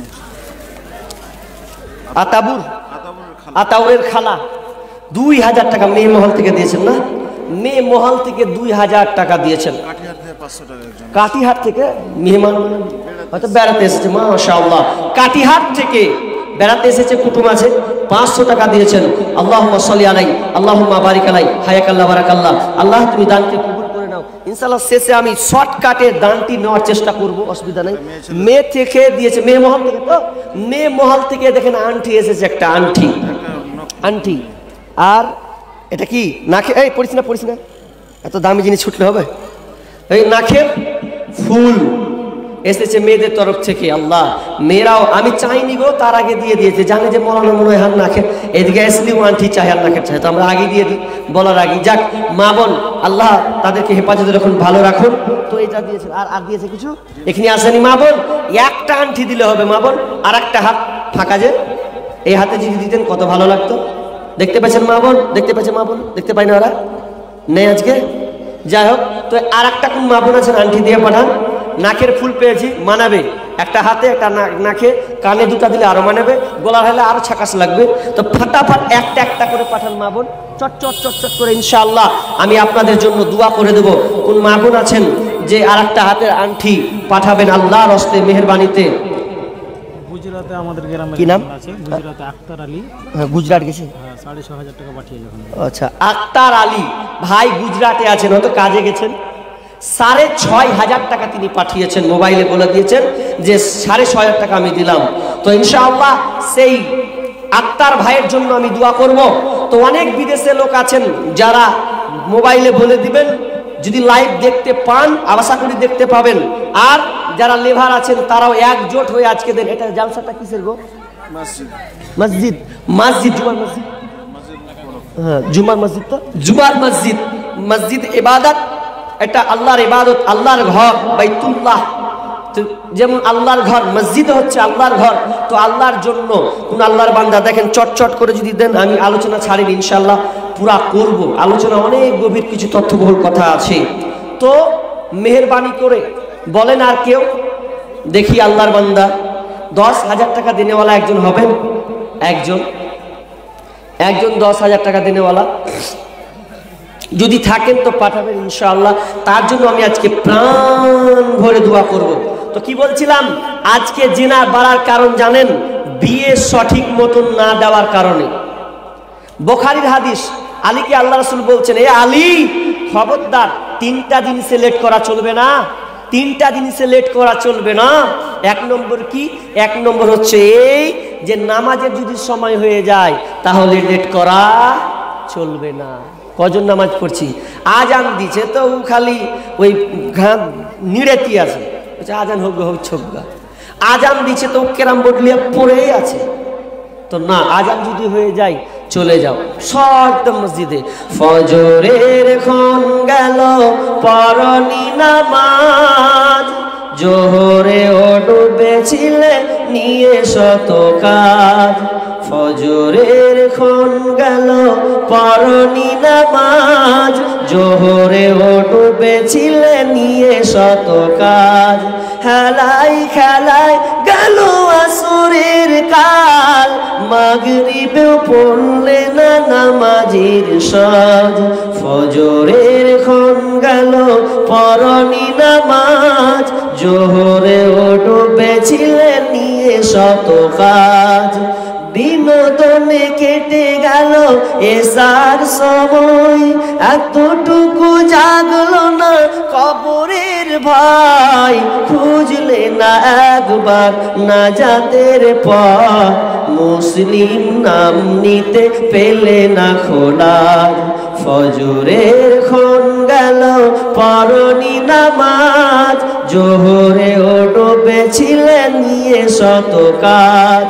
তোমার মতন নেই হতভাগা কেউ, নেই এত পাপাচার পৃথিবীতে আর। একবার শুরু হলে ভাঙনের ঢেউ, কখনো ফিরাতে জানি পারবে না তার। ফজরের ক্ষণ গেল পরনি নামাজ, জোহরে ও ডুবেছিলে নিয়ে শত কাজ। আলীকে বললেন, এ আলী 3টা জিনিস লেট করা যাবে না। এক নাম্বার, নামাজের সময় হয়ে গেছে, নামাজটা পড়ে নেবে, এতে লেট করা চলবে না, চলবে না, চলবে না। নাম্বার 2, আলী রে, যখন মানুষ মারা যাবে, মানুষ যখন মরে যাবে, দাফন কাফন করবে, তখন তুমি লেট করবে না, কারো লেট করা চলবে না। মানুষ যদি মরে যায়, সকাল হয়েছে, সকালে মারা গিয়েছে, আপনার কিনা কবর খুঁড়তে যতক্ষণ সময় লাগে তার মধ্যে তুমি লাশটাকে দাফন করে দাও। আজকে হয় এটা? আপনাদের এদিকে হয়? আমাদের ওই দিকে সকালে মরে গেছে, রাত কিনা তার পরদিন সকালে লাশ দাফন হয়। কেন হয়? আর বেটা যে নাই, উন্ডে আছে, কেরালায় আছে, যে কোথায় আছে? দিল্লিতে আছে। তো দিল্লি থেকে কি করবে? বলছে বেটা না আসলে লাশ দাফন হবে না। কেমন কথা? হাদিসে কি বলা হলো? তাড়াতাড়ি দাফন দিয়ে দাও, একদিন রাখিও না। লোকটা যদি ভালো হয়, লোকটা যদি ভালো হয় তো লোকটাই তখন বলে কি জানেন, যে আমাকে তাড়াতাড়ি নিয়ে চলো আমার গন্তব্য। আর খারাপ লোক যদি হবে, লেগে যাস না, যাবো না, যাবো না, যাবো না। ভালো লোককে দিয়েছো, খারাপ লোককে তাড়াতাড়ি খারাপ লোকরি ফেলেছো, চলবে না। কিন্তু আজকে কি হয়, সন্তান আসবে, তার জন্য সন্তানের জন্য লাশকে রেখে দিয়েছে 12 ঘন্টা, 10 ঘন্টা, 15 ঘন্টা, 20 ঘন্টা পর্যন্ত। ছেলে আসলো, আসার পর লাশ খোলা হলো, লাশের মুখ উদাম করা হলো, দেওয়ার সামনে একটু কাঁদলেন,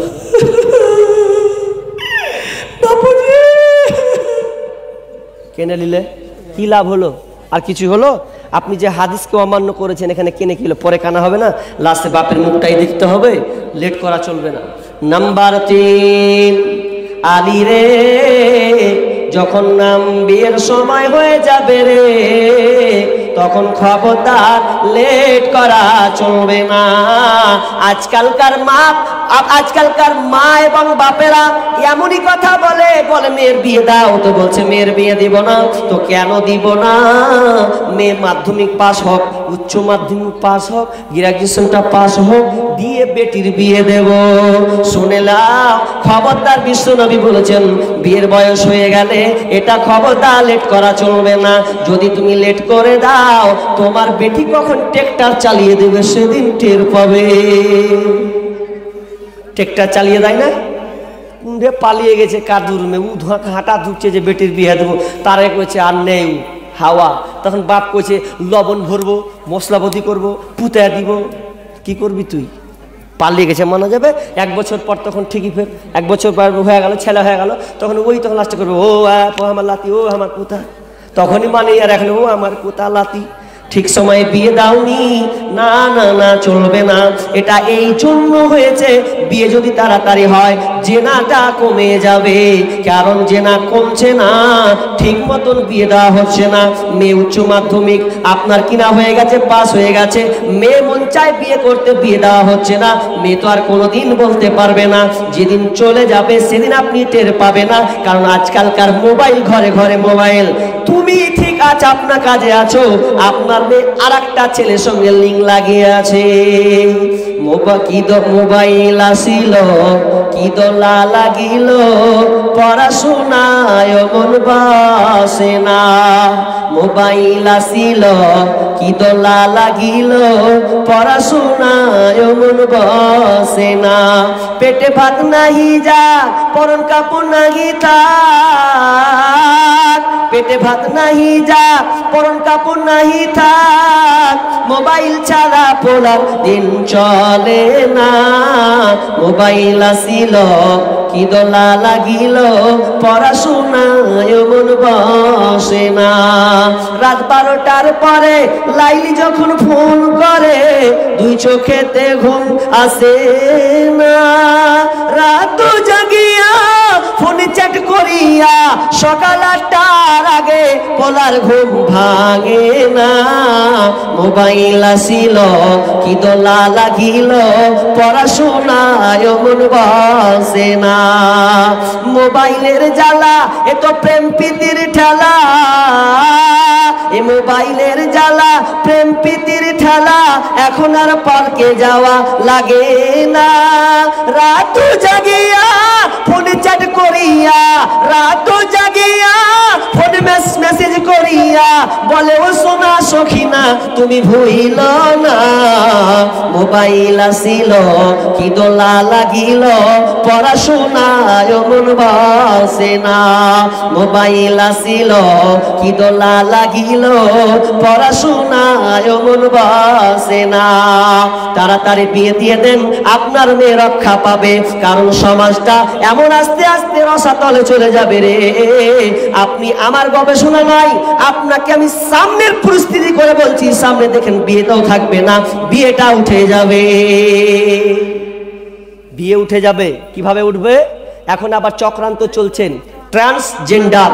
ট্রান্সজেন্ডার, ট্রান্স মানে হচ্ছে পরিবর্তন, জেন্ডার মানে হচ্ছে লিঙ্গ। লিঙ্গ পরিবর্তন, এই জিনিসটা এখন স্কুলে পড়ানো হবে। ভালো করে বুঝেন গার্জেন, স্কুলে বাংলাদেশের বই লিস্টে চলে এসেছে ট্রান্সজেন্ডার। এটা 7-এর ছেলেকে পড়ানো হবে, 8-এর মেয়েদেরকে পড়ানো হবে। একজন মাস্টার, নাম হচ্ছে আসিফ মাহতাব, তিনি সোশ্যাল মিডিয়াতে একটা বক্তব্য দিয়েছেন কোন অনুষ্ঠানে। তিনি একটা বই নিয়ে বইয়ের 2 পৃষ্ঠাকে ছিঁড়ে দিয়ে বলেছেন যে এটা এইভাবে কিনে নাও, যে ছিঁড়ে দাও, লোকটাকে দিয়ে তাকে কম দিয়ে দাও, দোকান থেকে তুমি হাত নামে বেচো। এই সামান্য এই কথা বলার কারণে এই আসিফ মাহতাব স্যারের চাকরি শেষ। তিনি ছিলেন একজন বিশ্ববিদ্যালয়ের একজন শিক্ষক, আর চাকরি আউট নেই। কেন? এই ট্রান্সজেন্ডারের বিরুদ্ধে কথা বলার কারণে। সরকার এত মারাত্মক। বাংলাদেশে যদি এটা হয়, ভারতবর্ষে হবে না, এটা কোনো মানে নাই। ট্রান্সজেন্ডার বুঝেন আপনারা? গ্রামগঞ্জের মানুষ ট্রান্সজেন্ডার, লিঙ্গ পরিবর্তন কথা বুঝেননি মনে হয়। আপনার ছেলে আছে, আছে তো? আপনার ছেলে আছে ধরলেন কয় বছরের? এই 16-17 বছরের। ওই ছেলে বলছে আর আব্বাকে, ওই ছেলেটা এখন ঘরে ঢুকে আয়না দেখে ঠোঁটে মেরে দিলে লিপস্টিক, কানের দুল, নাকের ফুল, একটা শাড়ি, পড়ে নিল, ঘর থেকে বেরিয়ে গেল। দেওয়ার বাপ বলছে, কি ব্যাপার রে, কি খবর, তুই ফের শাড়ি পরেছিস, লোটে ঠোঁটে লিপস্টিক, বলছে আব্বু আমি বেটা ছেলে লয়। তুই বেটা ছেলে লস মানে? বলছে কে? বলছে আমি বেটি ছেলে। কেমন করে বেটি ছেলে? বলছে আমাকে দেখতে লাগছে বেটা ছেলে, কিন্তু আমি মনে মনে মনে মনে বেটি ছেলে। এটা বলা হয় ট্রান্সজেন্ডার। এটা মারাত্মক ইস্যু। ভারতবর্ষ ঢুকবে কোনো মানে নাই, বাংলাদেশে এটা মানে ইস্যুটা এটাকে করা হচ্ছে। 2000 টাকা আইয়ুব আলী। কি নাম? আইয়ুব আলী। 2000 টাকা। এটা কে দিল গো? 2000 টাকা একজন ভাই দিল। ইনশাআল্লাহ আমি দানের দিকে এই কয়েকটা কথা বলে আমি দানের দিকে চলে যাচ্ছি, শেষ লগ্নে চলে এসেছি। ইনশাআল্লাহ কেউ উঠবেন না, উঠবেন না, উঠবেন না। এই ট্রান্সজেন্ডার কত মারাত্মক। বাংলাদেশে এখন সোশ্যাল মিডিয়াতে শুধু এটা নিয়ে তোড়পাড় চলছে, আন্দোলন চলছে। এই ট্রান্সজেন্ডার কত মারাত্মক একটা ইস্যু। অতএব এগুলো থেকে বাঁচাতে হবে। আপনার মেয়ে বলবে যে আমি ছেলে হয়ে গেছি, আপনার ছেলে বলবে যে আমি মেয়ে হয়ে গেছি, আপনি কিছু করতে পারবেন না, এমন অবস্থা হয়ে যাবে। এই ট্রান্সজেন্ডার এত মারাত্মক বর্তমানে পরিস্থিতি আকার মানে ধরে রেখেছে পরিস্থিতিকে, যা বলার কথা নয়। এগুলো যদি বয়ে চলে আসে, আপনার ছেলে মেয়ের মাথা ধোলাই করে দেবে, বিয়ে থাকবে না। দেখেন না কিছুদিন আগে মালদাতে এই হ্যান্ঠা কালী দেখেছেন? রথবাড়ির পাশে কি ওটাকে বলা হয়? হ্যান্ঠা কালী। দুজন মেয়ে বিয়ে করেছে, দেখেননি? মেয়েতে বিয়ে করেছে কত 3-4 দিন আগে। মেয়েতে বিয়ে করেছে, যে বাপ মা মানেনি, আমরা দুজনে বিয়ে করলাম, এখন আমরা বাসা বাড়িতে থাকবো। কি চমৎকার চলছে। কয়েক বছর আগে পড়েছিলাম, সমন্তিপুরের পত্রিকাতে পড়েছিলাম যে ননদের সঙ্গে মেয়েতে আপনার সম্পর্ক হয়েছে, যে বিয়ে করে নিয়েছে। কি করবেন আপনি? এটা ভারতবর্ষের ঘটনা এগুলা। তো ট্রান্সজেন্ডার খুব খাতারনাক জিনিস, খবরদার এগুলো থেকে বাঁচার চেষ্টা করুন। মেয়েদের বিয়ে দেন, খোঁজ রাখুন, খবর নেন। আর হবে কি, আজকালকার বিয়ে যে হচ্ছে, এমনভাবে বিয়েগুলো হচ্ছে, ছেলেরাও বেহায়া, যৌতুক না হলে বিয়ে করছে না, নাকি মনে না? যৌতুক, এতটি টাকা লাগবে তবে বিয়ে করব। মেয়ের বাপ মাথা খারাপ, কি করবে? কত টাকা কোথায় পাবে? এখন ডাকাত ছেলে ধরতে গেলে ভালো, আবার বলছে ভালো ছেলে ঘোড়া ডিম, ডাকাত বলাকে ডাকাত বলছে। ডাকাত ছেলে একটা, ডাকাতের সন্তান ডাকাত। ও এখন নিবে মেয়ের বাপের কাছ থেকে 1.5 ভরি মালা, 10 ভরি মালা, বুলেট গাড়ি আর ছপ্পর খাট। এগুলো না হলে এখন বিয়ে হবে না। বিয়ে কত সহজ। আল্লাহ রাসূল আবিকা বলছেন, রাবিয়া আলা তাজাওয়াজু, তুমি বিয়ে করবে না? রাবিয়া চুপ আছেন। আবার বলছেন, ইয়া রাবিয়া আলা তাজাওয়াজু, তুমি বিবাহ করবে না? তখন বলছেন, ফাকুলতু ইয়া রাসূলুল্লাহ সাল্লাল্লাহু আলাইহি সাল্লাম লা, বলছেন ওয়াল্লাহি লা খিদমাতুকা আহাব্বু ইলাইয়া, আল্লাহ রাসূল আমি আপনার খিদমত করে আমার জীবনটা পার করে দেব। বলছে, আবার বলছে, ইয়া রাবিয়া বিয়ে করো। বলছে, বিয়ে যে করবো আমার কাছে যে কিছু নাই। তখন বলছে, তোমার কাছে কিচ্ছু নাই? তো বলছে, এক কাজ করো, এই সাহাবীরা, এই রাবিয়াকে তোমরা কিছু খেজুরের বিচি সমপরিমাণ মোহর দাও না, সোনা কিছু দাও তাকে। সাহাবীরা জড়ো করলেন, দিলেন, সামান্য মোহর জোর হলো, বিয়েটা হয়ে গেল। যে বলছেন, আল্লাহ রাসূল আমি যে বিয়ে করেছি, কিন্তু আমাকে যে খাওয়াবো, ওলিমা করবো, আমার কাছে যে টাকা নাই। বলছে, টাকাও পর্যন্ত নিবি রে? তখন ওলিমা করে দিল, একটা দুম্বা কেটে দিল, আর কয়েকটা আটা রুটি পাকানো কিছু লোককে খাইয়ে দিল, বিয়ে হয়ে গেল, সহজ বিয়ে। আর আজকাল নাকি বলছে মুখ্যমন্ত্রী সাজতে হবে, 3 বেলা খাওয়া জুটে কি না জুটে। যেদিন বিয়ে করবে ওই 4 ঘন্টা বুলেট, আপনার টাটা শ্যাম্পু, একদম ভালো গলা গাড়ি, অর্পের 1 ঘন্টা ফুল সাজা থাকবে। একবার দামি পাঞ্জাবি জীবনে একদিন পরবে কি না পরবে, ও 5,000 টাকা একটা পাঞ্জাবি নিয়ে এলেছে, ও দিয়ে এখন মুখে রুমাল নিয়ে এলেছে। বাপরে, কেনা তো জামাই, কে এটা না তো মুখের বেটা। 10,000 টাকা ইনকাম, এত খরচা করতে হবে। বিটাকে সহজ করুন। আর যাচ্ছেন, এটা আর বিস্তারিত বললাম না, ছেটে ছুটে মেয়ের বাপের কাছ থেকে নিয়ে নিচ্ছে, এখন কেড়ে কুড়ে, কিছু করার নেই। এগুলো বন্ধ করুন। বিয়ে মানে 15 টাকা, বিয়ে মানে 15 টাকা দিতে হবে ভাই, নইলে ছেলে পাওয়া দায়। এখন জামানা সামনে এলো ভাই, এখন জামানা সামনে এলো ভাই। বিয়ে মানে 15 টাকা, বিয়ে মানে 15 টাকা দিতে হবে ভাই, নইলে ছেলে পাওয়া দায়। এখন জামানা সামনে এলো ভাই, এখন জামানা সামনে এলো ভাই। হাতের কানের গলার মালা এটা তো দিতেই হবে, নইলে মেয়ে কেমন করে শ্বশুর বাড়িতে যাবে। হাতের কানের গলার মালা এটা তো দিতেই হবে, নইলে মেয়ে কেমন করে শ্বশুর বাড়িতে যাবে। তাই আন্টি ঘড়ি আর মোটর সাইকেল জামাই বাবুর চাই, তাই আন্টি ঘড়ি আর মোটর সাইকেল জামাই বাবুর চাই। এতে কিছু মনে করো না ভাই, তার সাথে আবার গদি তোষক চাই, তার সাথে আবার গদি তোষক চাই। বিয়ে মানে 15 টাকা, বিয়ে মানে 15 টাকা দিতে হবে ভাই, নইলে ছেলে পাওয়া দায়। এখন জামানা সামনে এলো ভাই, এখন জামানা সামনে এলো ভাই। তাই বাপু বসে চিন্তা করে মনে, কথা শেষে বাপু বসে চিন্তা করে মনে, হায় আল্লাহ এ কি বিপদ পার হব কেমনে। কথা শেষে বাপু বসে চিন্তা করে মনে, হায় আল্লাহ এ কি বিপদ পার হব কেমনে। ক্ষণিক দূর থেকে বিবি স্বামীর মুখ পানে তাকায়, ক্ষণিক দূর থেকে বিবি স্বামীর মুখ পানে তাকায়, নয়নে অশ্রু ঝরে যায়, বলে আল্লাহ গো তুমি দাও বলে উপায়, বলে আল্লাহ গো তুমি দাও বলে উপায়। বিয়ে মানে 15 টাকা, বিয়ে মানে 15 টাকা দিতে হবে ভাই, নইলে ছেলে পাওয়া দায়। এখন জামানা সামনে এলো ভাই, এখন জামানা সামনে এলো ভাই। বিবি বলে শুনো স্বামী যা আছে কপালে, ভিটে মাটি দাও না বেচে বেটির বিয়ের তরে। বিবি বলে শুনো স্বামী যা আছে কপালে, ভিটে মাটি দাও না বেচে বেটির বিয়ের তরে। এমন ছেলে হয়তো আর পাওয়া যাবে না, এমন ডাকাত ছেলে হয়তো আর পাওয়া যাবে না, বেটির বিয়ে হবে না। এই বিয়েতে তুমি অমত হয়ো না, এ বিয়েতে তুমি নারাজ হয়ো না।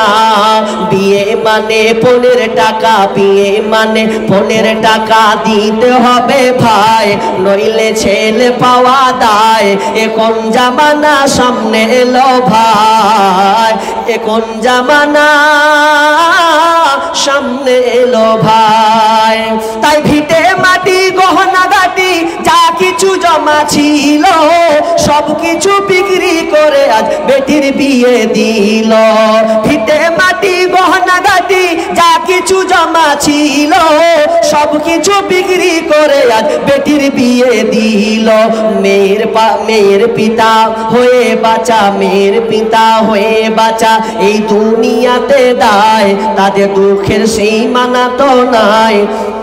মেয়ের পিতা হয়ে বাঁচা, মেয়ের পিতা হয়ে বাঁচা এই দুনিয়াতে দায়, তাদের কষ্টের সীমানা তো নাই।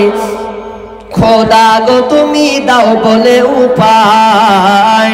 বিয়ে মানে 15 টাকা, বিয়ে মানে 15 টাকা দিতে হবে ভাই, নইলে ছেলে পাওয়া দায়। এখন জামানা সামনে এলো ভাই, এখন জামানা সামনে এলো ভাই। আপনার কিনা এই যৌতুক পণ প্রথা যখন শুরু হয়েছে, হিন্দুদের কাছ থেকে এসেছে, খ্রিস্টানদের কাছ থেকে এসেছে, সেদিন থেকে সমাজে কুসংস্কার মানে মারামারি, হানাহানি, দাঙ্গা ফাসাদ, সংসারে বিয়ে করার পরেও ওই মোহর নিয়ে মারামারি হয়, ওই যৌতুক নিয়ে মারামারি হয়। যৌতুকের কারণে আবার বিবি ছাড়াছাড়িও হয়, দিতে পারে না, ছাড়াছাড়ি হচ্ছে। এগুলো কেন ভাই? যুবক তোমাকে বলি শোনো, তুমি যদি হিজড়া না হও, তুমি যদি মনে করো বীর পুরুষের বাচ্চা, তাহলে তোমাকে আজ থেকে বলি শোনো, তুমি ছেড়ে দাও, এই পণ প্রথা ত্যাগ করো। তুমি নিয়ে থাকলে ফেরত দিয়ে দাও, যদি 1 মাস পর দেয় তো আলাদা কথা, ডাইরেক্ট ফেলেছো শ্বশুরের কাছে, নেব না।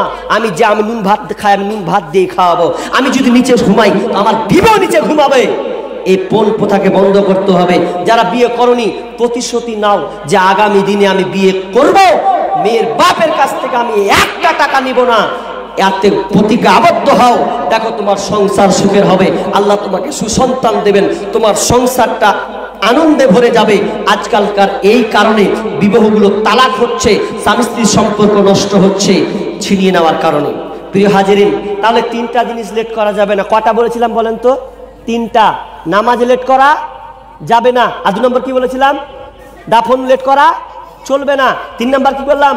বিয়ে লেট করা চলবে না। ছেলে মেয়েদের বিয়ে দিয়ে দিন, যেমন বুঝবেন যে ওর বিয়ের উপযুক্ত হয়ে গেছে, বদমাশি করছে, বিয়ে দিয়ে দেন, ঠান্ডা হয়ে যাবে গো, ঠান্ডা হয়ে যাবে। তো কি বলছিলাম? এখানে 2000 টাকা দিয়েছে না, এখানে 2000, যে 2000, মাশাআল্লাহ। ভাই, মসজিদের জালসা আপনারা উঠে পালিয়ে যাবেন? পালিয়ে যাবেন নাকি? থাকেন, যে কটা আছেন আছেন, শেষে গাজাল শোনাবো বলেছি, শোনাবো, আপনাদেরই নসিব ভালো আছে, এটা বলবো বলেছি, শেষেই বলবো।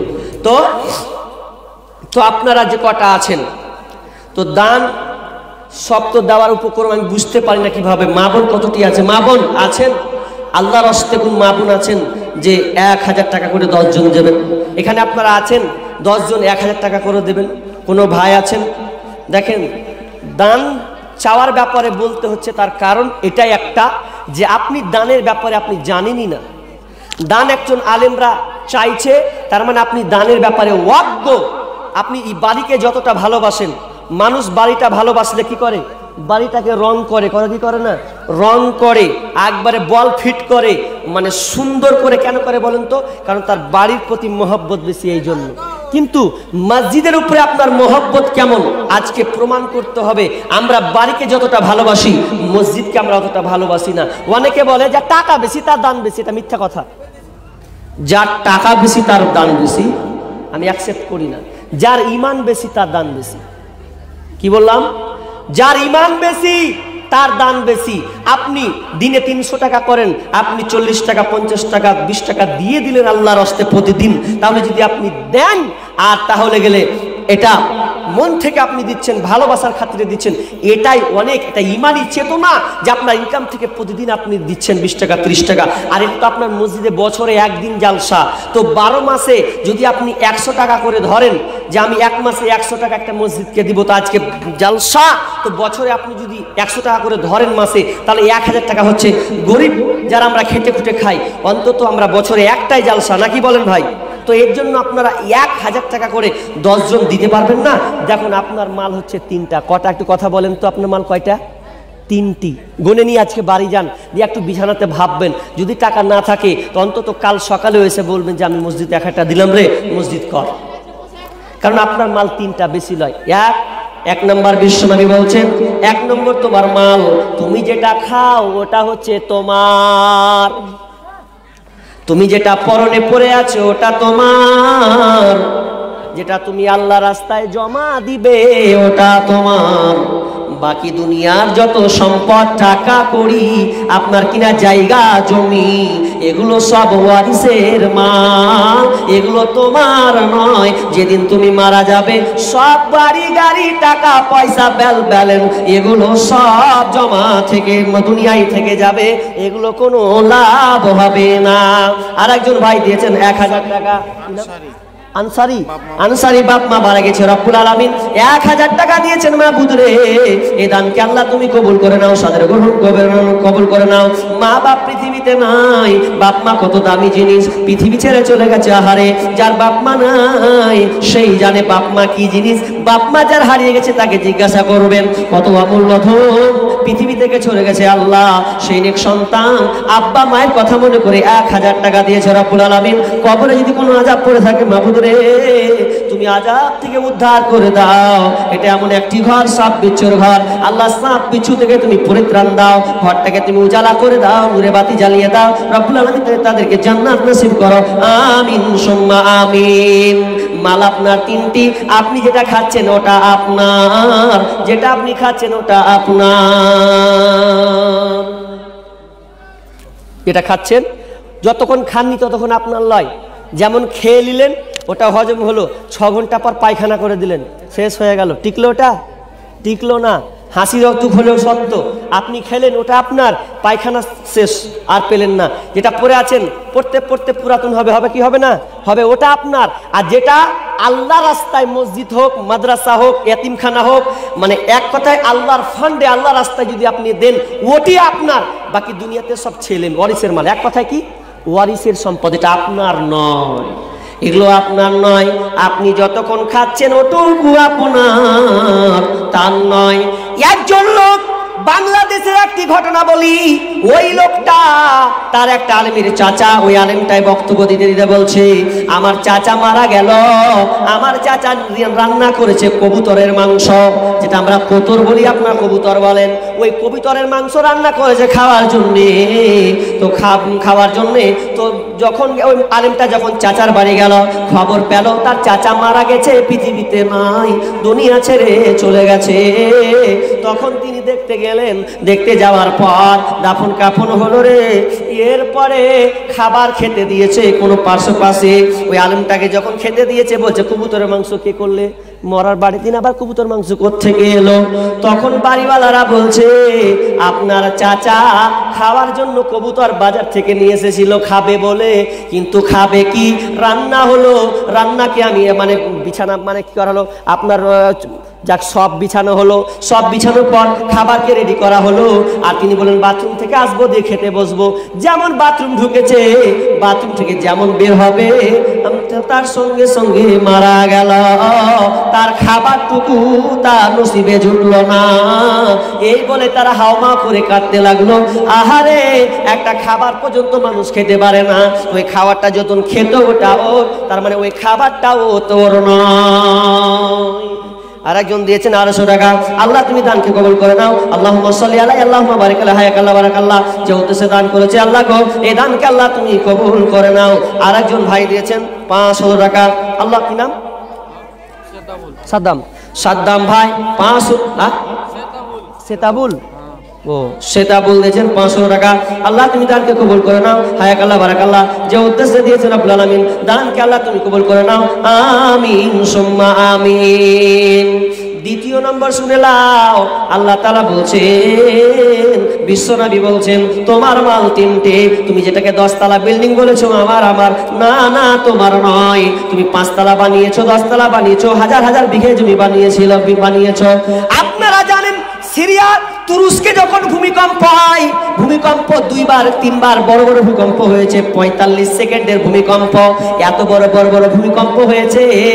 কিছুদিন আগে 2023-এ দেখেছিলাম, প্রথম দিকে যখন ভূমিকম্পটা হলো, ওই ছবিটা কিন্তু ওই ভূমিকম্প নয়, আগের ভূমিকম্পে 1900 সালের হবে।